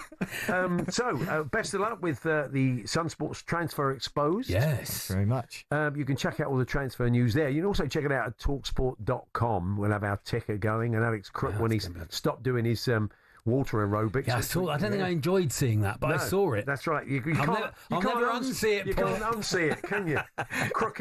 Crookie doing water aerobics yesterday on holiday.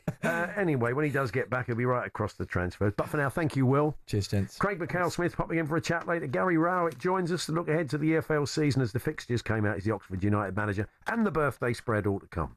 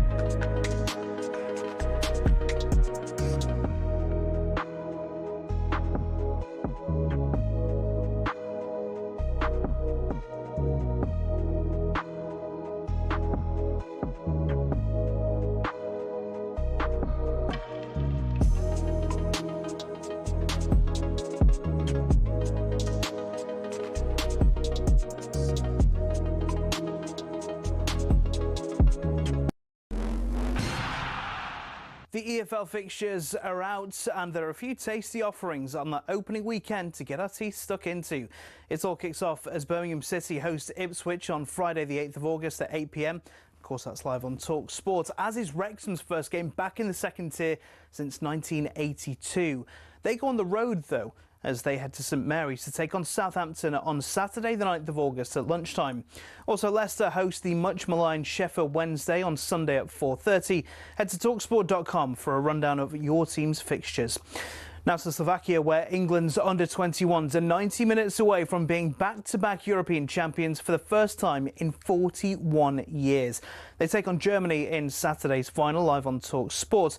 Simon Jordan reckons it's still a great stepping stone for younger players. The 21s once upon a time was a phenomenal place to be. Yeah. You know, it was the gateway for the 14. You had so many different talented players in there. But obviously, as we see, there's also this bypassing of the 21s. When the best players land, they land in the national side straight away, whether that be Wayne Rooney, whether it be Jude Bellingham, or whether it be the young kid in Spain playing for the Spanish first team. But I think if you're in a tournament, whatever level that you're at, whatever age group you're at, the mindset should be to win it. To Wimbledon, which is officially underway this week for qualifying. The main draw doesn't start until next week, but without one notable name. Nick Kyrgios won't be involved this year, but never fear, he's joining us to give insight throughout the championships.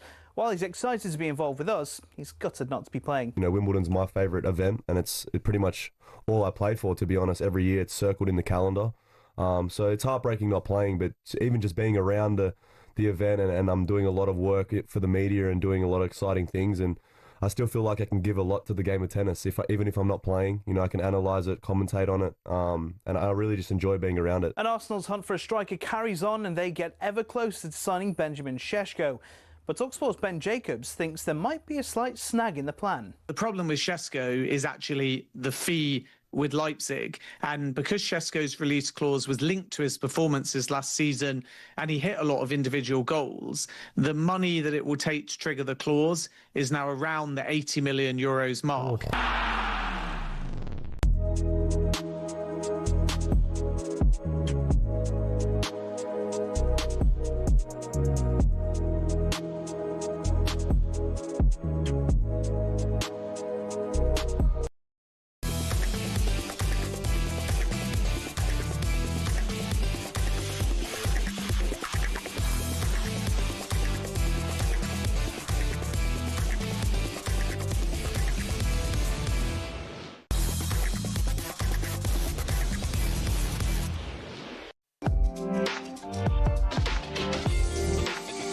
Good afternoon, Paul Hawksbee, Charlie Baker here on talkSPORT. We're going to have a chat with Gary Rowett a little bit later on, the Oxford United manager. We have the EFL fixtures out today. We've had a chat with Humphrey Carr and Alex Neil today. Everybody getting pretty excited. It's been an EFL special, Paul, I would say. It pretty much has. Now, someone who played in the EFL, played for Brighton, of course, played for Posh over the years, is Craig McCall-Smith.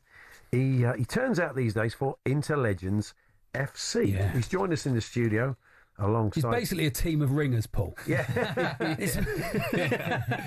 The founder of Interlegends is Jack Whiting. He's alongside Craig. Good afternoon, guys. Good afternoon. How are we doing? Yeah, okay? Very well. Yeah. So, Jack, tell us about the history of Interlegends, how it came about. Yeah, actually, I owe a lot to talkSPORT for how it came about. Oh.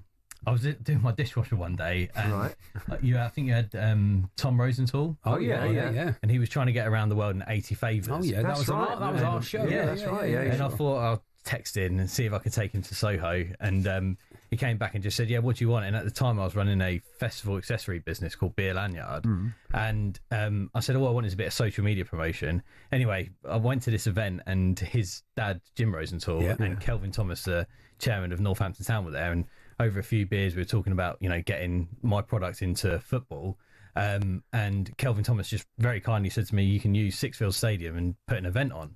So we were going to do like a concert or a festival, realised insurances, riders, all that kind of stuff was well above my pay grade. And I said, "Well, what if I did a Legends charity match?" And he said, "You won't do it. You won't sell more than 600 tickets."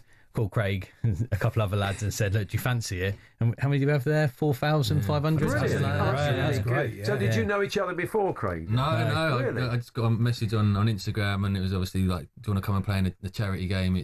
I'm based in Northampton, so I was like, "Yeah, I love football. I love playing. Obviously, coming out of it, you still want to be involved in it." So I was like, "Who are you playing?" And they're like, "Our Spurs Legends team." I was like, "Who's playing on our team?" And Jack was just kind of like, "You're one of the only pros that are on it." Oh, great. Yeah, but I was like, "No, I've been more than happy. I love giving back, and I love obviously for great causes." So I said, "Yeah, Jack, I'll be involved." And then it's just kind of gone from there. So the team now is full of players like Craig, is it? Yeah, well, at the time, what took me for surprise, I'm just going to mention this, I scored the first goal, by the way, against Neil Sullivan. 5 seconds. It feels a lot about you so far, Jack. If I'm honest. That's it, But no, like, I came away from that and I spoke to the fans in the pub afterwards, and they were like, "We really loved it. We'd actually follow you around if you're a proper team." And then the thing that took me by surprise, when I spoke to Craig, we actually had Aaron McLean come, but he was playing for Spurs Legends. I thought that was Aaron in the picture. Yeah. So he played for Spurs Legends because they didn't have enough players turn up. So we gave him a couple of our ex-pros. So Craig was one of ours. We had Derek Asamoah, who was another one of ours. But when I spoke to all the lads afterwards, they were like, "We actually missed the camaraderie and the banter in the change room." Yeah. So if we did this more regularly and was able to raise for like unbelievable causes, we would be involved more than just doing it once a year. So we did a couple of concert matches last year, and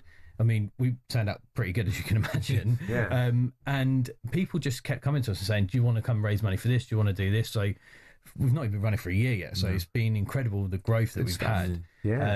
And we just thought, let's just keep doing it whilst we can. I've played in a few celebrity games, and you feel like you can play football, Jack, and then you play against anyone who's ever played any level of the game, and you can't get close. No, you cannot even get near to them. It's a different level, Craig. Do you notice that when you play with normals?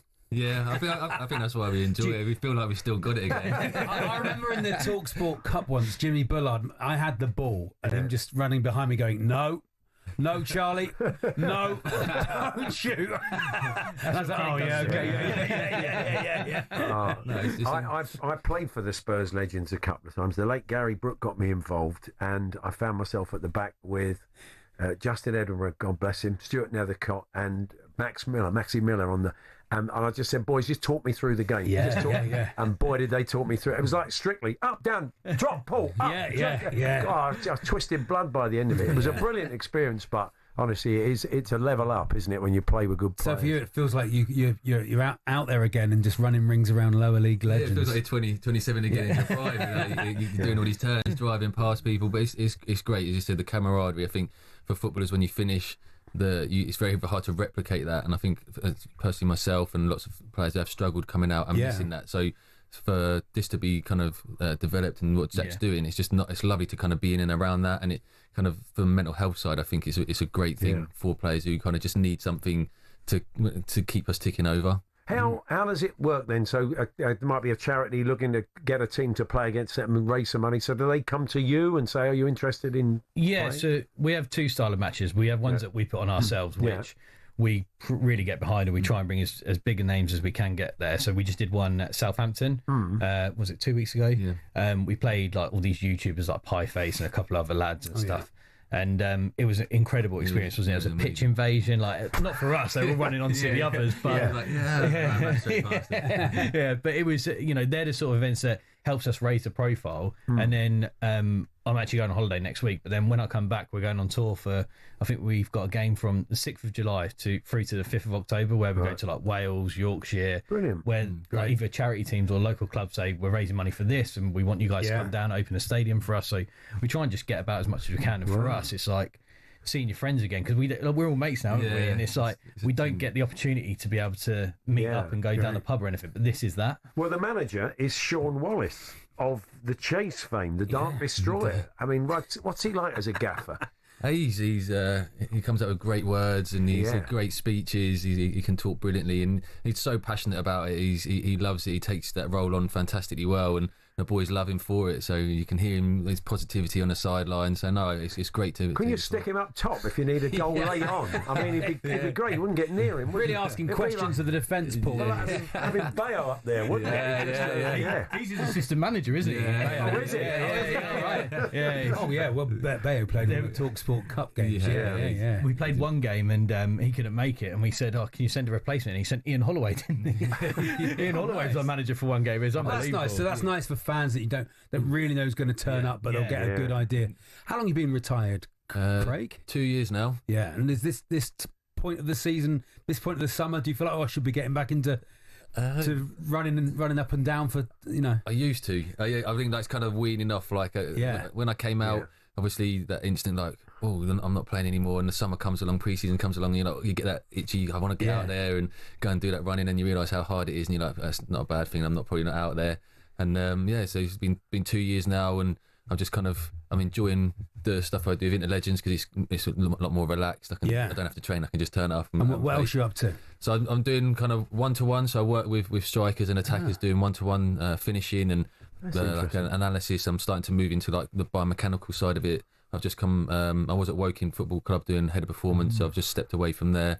So I'm really enjoying the other side of it now. I was always about the 1%, how I can improve whatever that may be. And this is something that I'm really passionate about. Yeah, I mean, Brighton is 2015 you left, so a very different club to the one you left. I mean, it has been some story, hasn't it? Really, it's been amazing, and that's what was a big draw when I kind of signed for them. Like speaking to the chairman and Gus Poyet when he was there, they had a massive drive of where they wanted to go. They just built the Amex.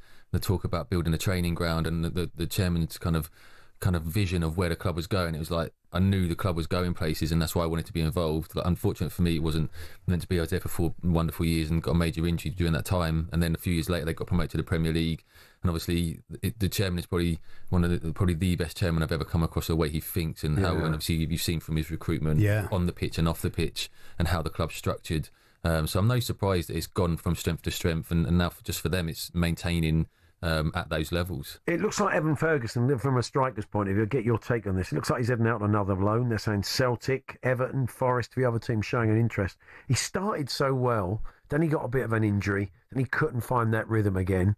It didn't work brilliantly for him at West Ham, but I mean, you still feel there's a player there. He's in those early days. His finishing when it was an instinctive was really good, wasn't it? Yeah, no, he was fantastic. He said when he came in, and obviously sometimes injuries and kind of lack of form, sometimes it affects you. And obviously at that highest level, there isn't much time to stop and allow people to kind of get into it. They have to be into it straight away. So I think he's got it. He's definitely got the ability. We've seen that. It's just again now fine-tuning that and finding somewhere where that's going to flow again and get his confidence back. Yeah.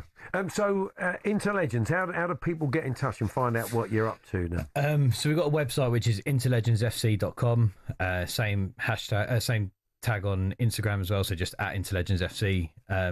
All the lads are quite behind it, aren't they? And we try and keep our content fun and engaging for everyone, and try and give behind the scenes access to what we're like as people as well, because like we said, we are mates, we all speak regularly, don't we, and we enjoy what we do, and that's the main thing about it. It's brilliant to be able to be with our mates and to do something that's really a great cause. So good stuff. Yeah, brilliant. Well, look, we wish you well with it, guys. Thanks for popping in. Thanks for having us on. There we are. So, founder of... Sorry for everything I called you from the sidelines. Yeah, over the years. You had a bit of a pop at Craig. I'm sure, yeah. Yeah, you almost certainly would have done. That's right. Craig McCall-Smith there and Jack White in the founder. I'd just like to take the opportunity. I think it's a chance. It's an opportunity to say sorry to people that you've abused over the years. Yeah, everything I called you, your mum, everything, you know. Yeah. It'd been great if Craig had come and said, "You play more." I remember you. That sounds like Sean Wallace, doesn't it? Gary Rowett going to join us for a chat very shortly. We've got the fixtures out, of course, today in the EFL. Oxford United boss. That's coming up shortly. We're here with our good friends at Tool Station, standing behind every single tradesperson of Britain. Next stop, Tool Station.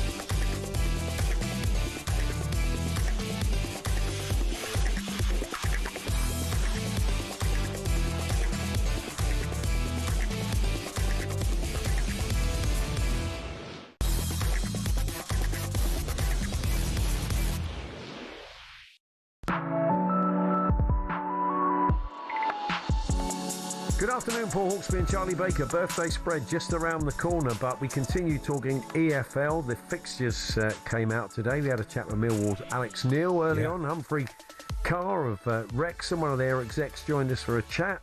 And joining us now is the Oxford United manager, Gary Rowett. Good afternoon, Hello, Gary. How you doing, guys? You okay? Good, thank you. We're not so bad. So you're kicking off at home to Pompey. Yeah, good game that. We certainly are. Yeah, it's my old captain John Massinio. But I know he won't do us any favours because they beat us last year at our place. Tough start, but it doesn't matter, does it? Like, it doesn't matter who you play first game. I don't think it's about what you want to do, and obviously we've got a long way to go. To prepare before that game. John Massinio, a bit of an Oxford United legend as well, actually, isn't he? So not going to do you any favours. Yeah, I see you got Blues quite early on as well, which will bring back some memories. Player and manager. I did notice that one. I think 3 games in, going back to Birmingham. So I hope they go easy on me a little bit. That should be good fun. I think that's what you do, don't you? You tend to, rather than look at all 46 games, you tend to look at your old clubs, maybe what does your start and end look like, maybe a bit of Christmas, and that's kind of thing. That's about as much as you can concentrate on at the moment for if you're a manager, I think. Yeah. Gary, I live in Oxfordshire. I've got a lot of Oxford United friends, and I know you have proved very, very popular as the manager. You seem to come in and get the club instantly and do the job that needed to be done at the end of last season, because they took so long to get out of non-league and then Leagues 2 and 1. So I feel like they're in their rightful place at the moment. What was your first job when you took over, and how did you sort of put that consolidation in? Yeah, I think really just to look at what the team were doing, to try and find a way to maybe, play a system that got the best out of some of the players that I felt could really influence games. And in turn, of course, it's like anything, isn't it? If you can get some early results, which we did, we had a couple of home games early on, we won. You get a couple of early results, you sort of galvanise the players, and in turn, they look at your ideas and probably, have a little bit more belief than maybe they would if you didn't win those early games. So, and I think sometimes with impact management, you can then sort of snowball that feeling. You can snowball it along, and we did for about 9 or 10 games, and then the Championship then catches you up. You just hope you've done enough in that period to get you above water. And that was really, really what it was. I've got to say, when you say I got the club, I think it was an easy club to get. It was an easy fan base to get, because I have to say the fans, every single game, were packing out the Kassam Stadium. Yeah. We were, the atmosphere was brilliant. We're not got massive numbers in there, but I think the atmosphere was really positive, and I think that really helped. So and we've got a good group of players that really want to do well. So obviously we need to improve that this season, which will be the challenge. I see you got Danny Mills' lad Stanley at your place. We have, and I've done a few sort of media gigs with Millsy. I'm under strictest orders. I've got to play him every single game next year. Otherwise, he's going to be knocking on my door, all angry. But I did the London Marathon with him as well, and he was asking. He's probably the only person that was in the room before about to run 26.2 miles, asking me about his lad and asking me what I think and what his plans are. So he's a good guy. Danny, of course, understands the game because he's been in it so long, and stands a good up and coming young player. That I think will be even better this year. We were talking about Alex Neil earlier on, and Charlie asked him how much running he gets the boys doing pre-season. Yeah. I mean, you must be a nightmare because you're not a bad marathon runner. You don't do bad times, so you lead him from the front. Well, I've got to warn the players. I did a 40-mile run over the summer, so that's a little taste of what to expect for them. So obviously, I might drop that down to maybe 30 or 20 for them. So it should be good. No, listen. Sometimes when you do this job, sometimes I think you just need a little bit of something to zone out, and everyone has different ways of doing that. And for me, just a couple of hours out and about is a nice way to do it. So and usually raising a bit of money in the process, but it won't be quite as hard as that for the players. I'm not asking them to be that elite. That would be lovely, wouldn't it? Just come on, lads. It's nice, easy one to kick us off today. Just 40 miles. That's what we're going to do. While I go and sit in the pub. Yeah. There you go. If the weather continues, that might not be a bad idea. We're going to run to Bournemouth. Yeah, great. You mentioned the Kassam there. There is talk over the stadium at the moment, of course, which is really important for the club to get through, isn't it? I know they're waiting on the council to decide whether they can have planning permission for the new place. I've seen the drawings of the new place. It looks absolutely brilliant up there in Kidlington. The club has so much potential, doesn't it, that this feels like a final piece of a jigsaw. Yeah, absolutely. I think, look, when you've got owners that are ambitious and want to take the club forward, I think having your own stadium, of course, to build your own revenue and also give your fans a feeling of home. Of course, that stadium's been there for a while, and it's not for me to comment on that relationship between the supporters and the old owner and whatever. That's not really for me to worry about. But it does feel pivotal, and it feels like a step that's really necessary to a community like Oxford. Of course, you've got Oxford City and Oxford United, and I think you need your own home, you need your own stadium that I think people can feel that spirit in. So I think it is really super important. I hope everything goes well. But like you say, I've seen the plans as well, and I think there's a great opportunity. The location of the club, really good. The owner, I think there's a real opportunity to kick on. So it's really positive at the moment. And just finally, Gary, we talked to Alex about ambitions, and they were just outside the playoff positions. We're asking him what his expectations are. Yours, I'm sure, are going to be more than just staying up, because look, that's always a start, and you did brilliantly to keep them up last season, but you're going to want to build on that now. Yeah, that was the first thing I said to the players when I came in, and I need to change the mindset. And I think it happens sometimes. I did the same at Millwall, actually, and Alex would be doing exactly the same thing.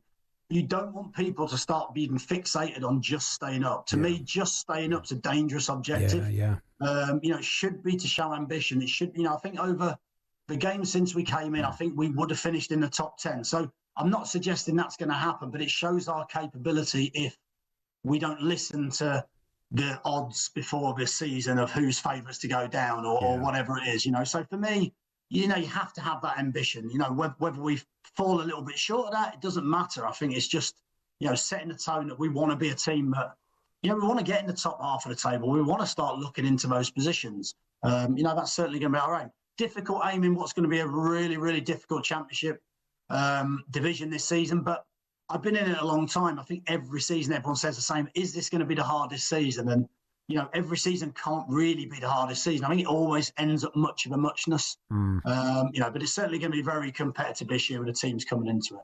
All the best, Gary. Have a good Brilliant, season. Gary. Catch up with you soon. Thanks very guys. much. Have a good day. Take care. Gary Rowett there, the Oxford United manager, kicking off against Pompey at home on the opening day of the season. When I did a marathon, I've done a 40-miler.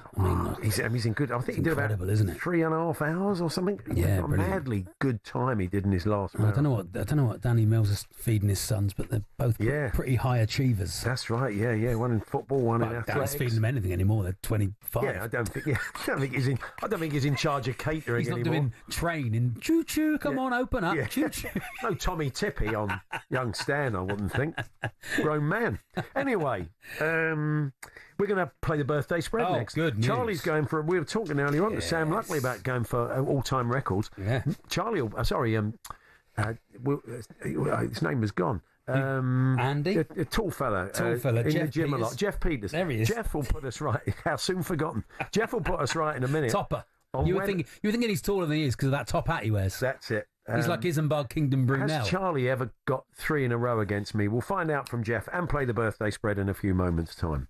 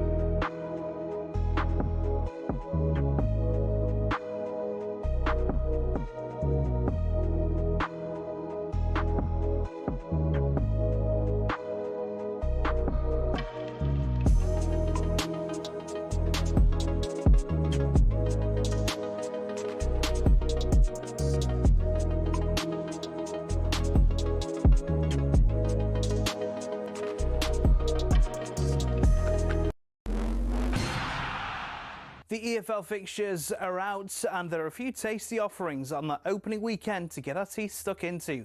It all kicks off as Birmingham City host Ipswich on Friday the 8th of August at 8 p.m. Of course, that's live on talkSPORT, as is Wrexham's first game back in the second tier since 1982.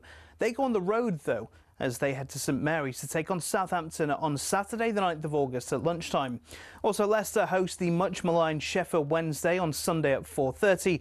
Head to talksport.com for a rundown of your team's fixtures.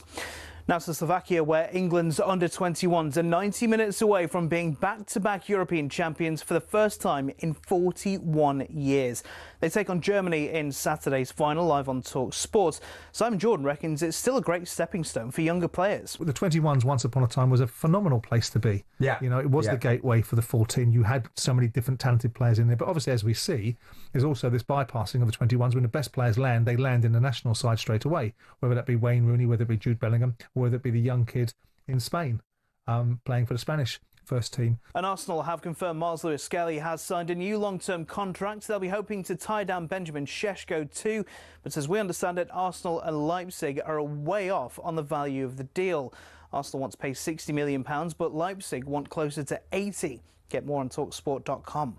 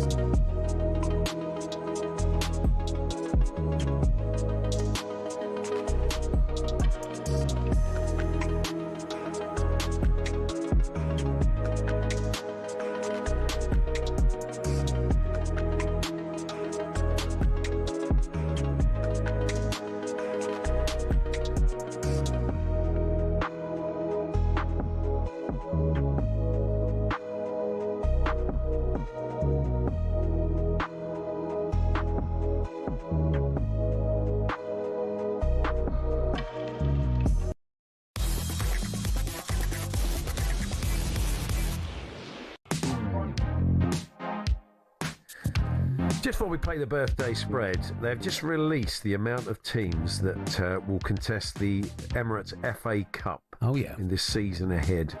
The accepted list of teams. Have a guess how many teams kick off the FA Cup? I mean, don't ask me this sort of thing. But 200, 220. Bit more than that. 520. It's quite, well, a bit more than that. 747 teams set out with a dream. Fantastic. Andy, would you have gone for that sort of number? 747. Have another guess. 747 dreams, and the final will be between Liverpool and City. Let's take the whole competition. Everybody's chips ruined by Andy Jacobs in 5 seconds. Isn't that an odd number? Huh? 747 is an odd number. No, yeah, don't ask me, Charlie. Someone gets a buy. Someone gets a buy. Someone gets a buy. There we are. Wouldn't it be great clubs like that. if City got a buy? Yeah, that doesn't work like that. It's going to be someone like that in the first round. Anyway, this is a very simple game. 10 birthdays. Andy has collated them all. He's got a little gagette attached to each one. Charlie and I have to guess the ages of all these people he's come up with who've celebrated birthdays this week. A margin of error will build, and it's the one with the shortest margin of error as we do these 10 guesses that is the winner. You have play along at home. I know you do, and you let us know. And do let us know at half-time. talksport.com/H&J. Text to 81089, tweet to TSH&J. Our statistician on this show and scorer is Philbert the Fox, Jeff Peters. And Jeff, has Charlie ever won 3 in a row against me? Yes. Oh, okay. The last time Charlie won 3 in a row was July last year. Yes. He actually won 4 on the bounce. Bang. But Charlie's best run was the start of last year when, this is hard to believe, he won 5 in a row. Not bad at it, you see. Yeah. I just want to say, got this. You're quite streaky. Yeah. I just want to say good afternoon to comedy experts Spencer Millman, Curtis Davis, and Little and Large. Oh, okay. And a quick birthday shout before we start to orchestral manoeuvres in the dark singer Andy McCluskey, of course, OMD, part of that brilliant 80s electro synth pop sound. All right, going for a joke. I was with him at his house late last night. Yeah. When his Paul's face. When his mate turned up. His mate turned up, legendary conductor Sir Simon Rattle, who walked in, turned off all the lights, and got out the vacuum cleaner. Oh yeah. I mean, I was surprised, but Andy wasn't. He always does that. He said, "Orchestral man hoovers in the dark." Yeah. Yeah, I did that. Orchestral man. The thing is, he's now doing toppers for birthdays Andy's not doing. Orchestral man. Hoovers in the dark. I thought that was I quite like it. That's a good. No, it is a good joke, but I think it was slightly shoehorned in because he's not featuring in the birthday. But it was a good joke, Jeff. It was a good joke. Finch, chimps, and patronising me bees, now. Well, should we get underway then? Charlie's going to lead us off after 3 in a row. Andy, what's the first birthday? Orchestral manoeuvres singer. No. 66. Yes. It is, in fact, the fine cricketer Stuart Broad. Stuart Broad. Broady, yeah. And one of the strangest interviews I've ever done was with the late, great Frank Sinatra. Oh, yeah. Who told me he was a huge admirer of Stuart and his dad, Chris. Yeah. Frank said to me, "I love the Broads." Oh, get out of here. I love the Broads. What do you think, Stuart Broad? Frank Sinatra turned into. I don't know, yeah. Hey, Jimmy Durante.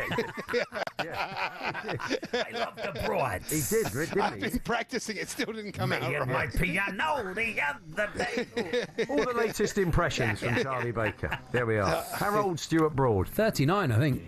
He probably is, isn't he? And now I can't say the same as you. Or could I? Could we both start or not? Don't try and change the rules, Paul. I'll say you're losing. I'll say 38 then. What is he? 39. Yeah. 39. Oh, you looked it up, did you? Okay. Paul started with 3 direct hits last week. Oh, yeah. And So Charlie, thank you, Jeff. Yeah. And Charlie came back to win. So Charlie starts with a direct hit, so he's on 0. He's only just retired, isn't he? You know. Yeah. You seem to know that, Charlie. You seem to know that. Okay, right. The next birthday is the fine boxer Roberto Duran. Oh, yeah. Yes, and he was asked to model a range of wedding rings for men. Yeah. But obviously the damage to his digits meant they needed a stand-in for the photo shoot.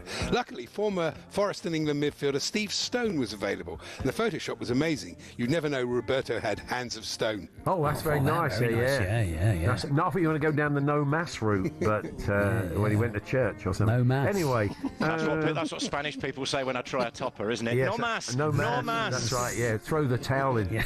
I'd say Roberto Duran has got to be... No laughs. He's got to be 7... No laughs. No laughs. No laughs. That's what he said when he came to one of your gigs. That's cruel, Charlie. 72. 72. He's a bit older than that. 70, I'm going to say 76.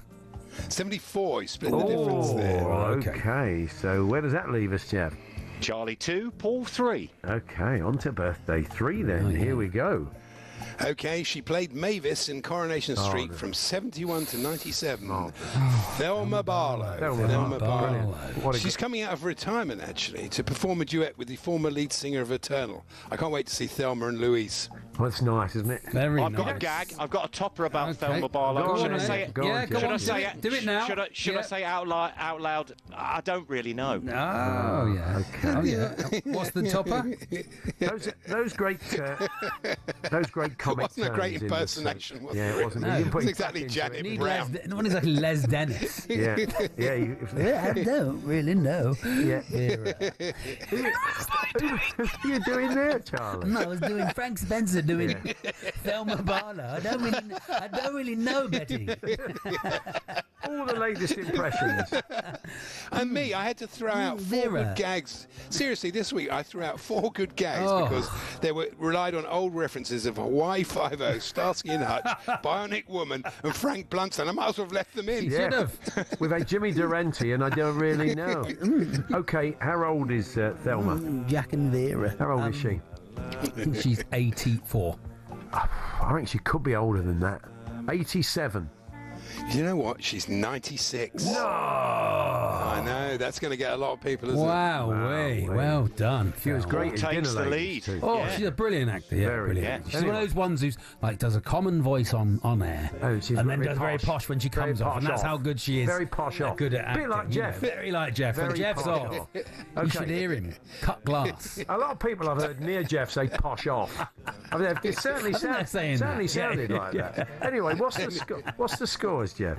The abuse I get on this. Paul 9 out onto 12, and Charlie 12 out onto 14. So Paul leads by very nice. Good game. Birthday spread. Here we go. Okay. Number 4. Really good game. And that was the final one of the ones you know. So now we're getting difficult. Yeah. Okay, it's the President of India. Hang on, you've missed one. You've missed one.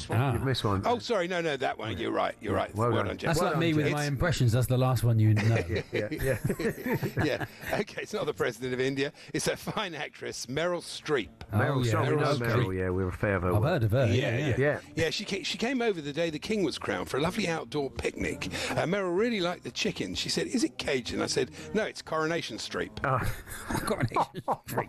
That's nice. Coronation Street. Okay. Now, if I'd done that, Charlie would have gone, "No, it's street, not street." I wouldn't speak. But Charlie doesn't want to upset Andy. Yeah. Like a Lockets advert. I'd say 2 tickets to Dottingham. Meryl Streep. Is she in the Roberto Duran envelope? I'd say she's 70, 75. Or is that a bit old? What do you reckon? Meryl, sorry, I'm just googling how old the President of India is.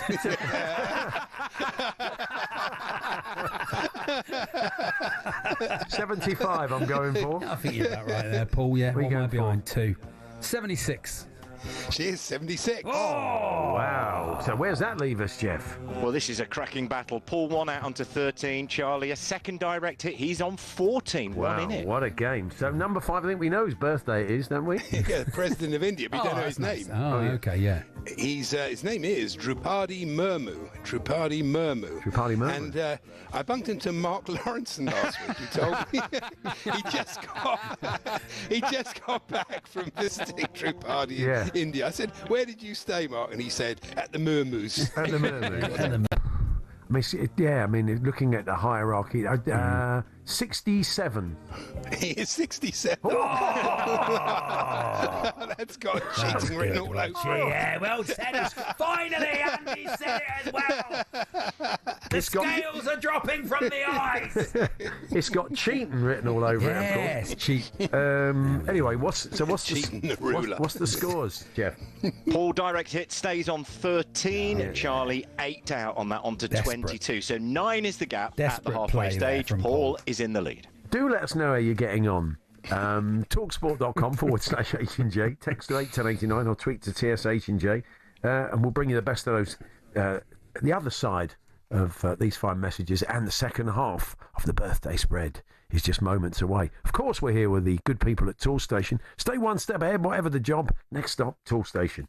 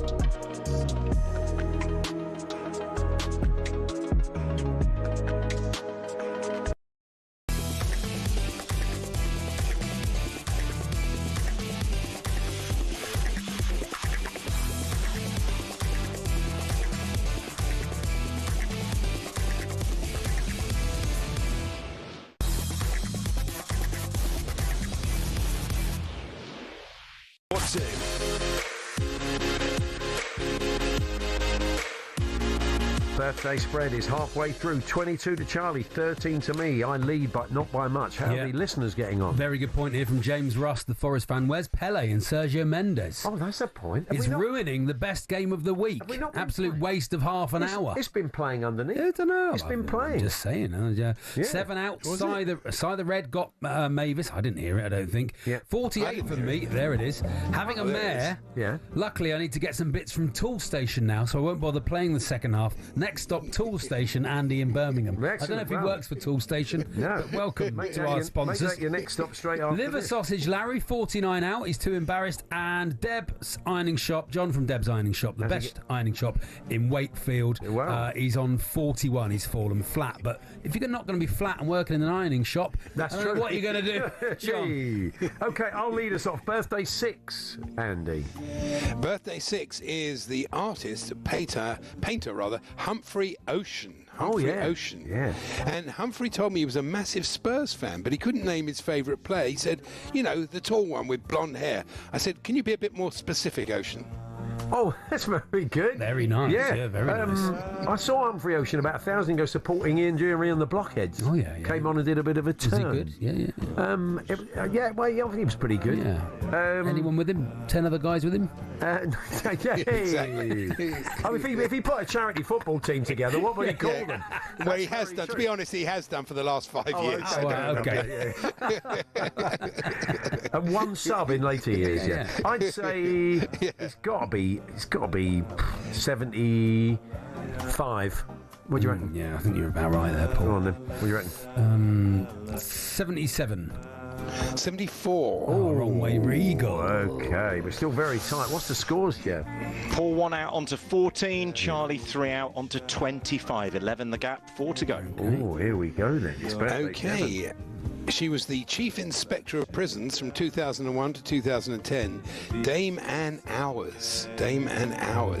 And she's a big fan of under fire Chelsea keeper Robert Sanchez. Yeah. We've got a bet going. Every time Sanchez keeps a clean sheet, I have to pay her money. It's not guaranteed. It's a 0 hours contract. Nice. Very nice. Give me a job title again, please, Andy. Chief Inspector of Prisons, 2001 to 2010. Okay. 2010. 80. Okay. Might be massive. No. I think you've got to be in the vicinity. You don't get that job when you're 12, do you? So 10 years, 15 years, and 175. 78. She is 78. What a cheat. It's 2 direct hits each in the spread. Paul 14, Charlie 27. Celebrates like it's a massive surprise. But it's just that I've been reading the birthdays all week. Why would I remember her age? I don't know. He's going to bring her up. Dayman Hours. Dayman Hours. The Dayman Hours. You'll do a joke about hours because that's a tap in. That's a tap in. You'll do one about hours because hours is easy to write. What should we write? I'm going to wait till the midnight hours. I'm going to wait till that sort of easy peasy. Yes.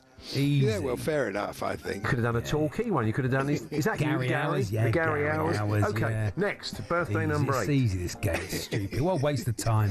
Didn't even have the music in the first half. It's the best bit of it. I think we did. He just had to listen to Jeff's Hoover joke. Anyway, now birthday number 8. Baroness Sheila Noakes. Noakes. Conservative politician, director of the NatWest Group from 2011 to 2020. Yeah. And she was speaking at an event in Gloucester when the late great umpire David Shepherd tried to storm the stage. Oh, wow. It was 1:11 in the afternoon, and he didn't want his feet to touch the floor. But Noakes was having none of it. Get down, Shep. You've got to have a real knowledge. You've got to know Blue Peter in the 70s and 80s. Yeah. You've got to know David Shepherd. They used to stand on one leg.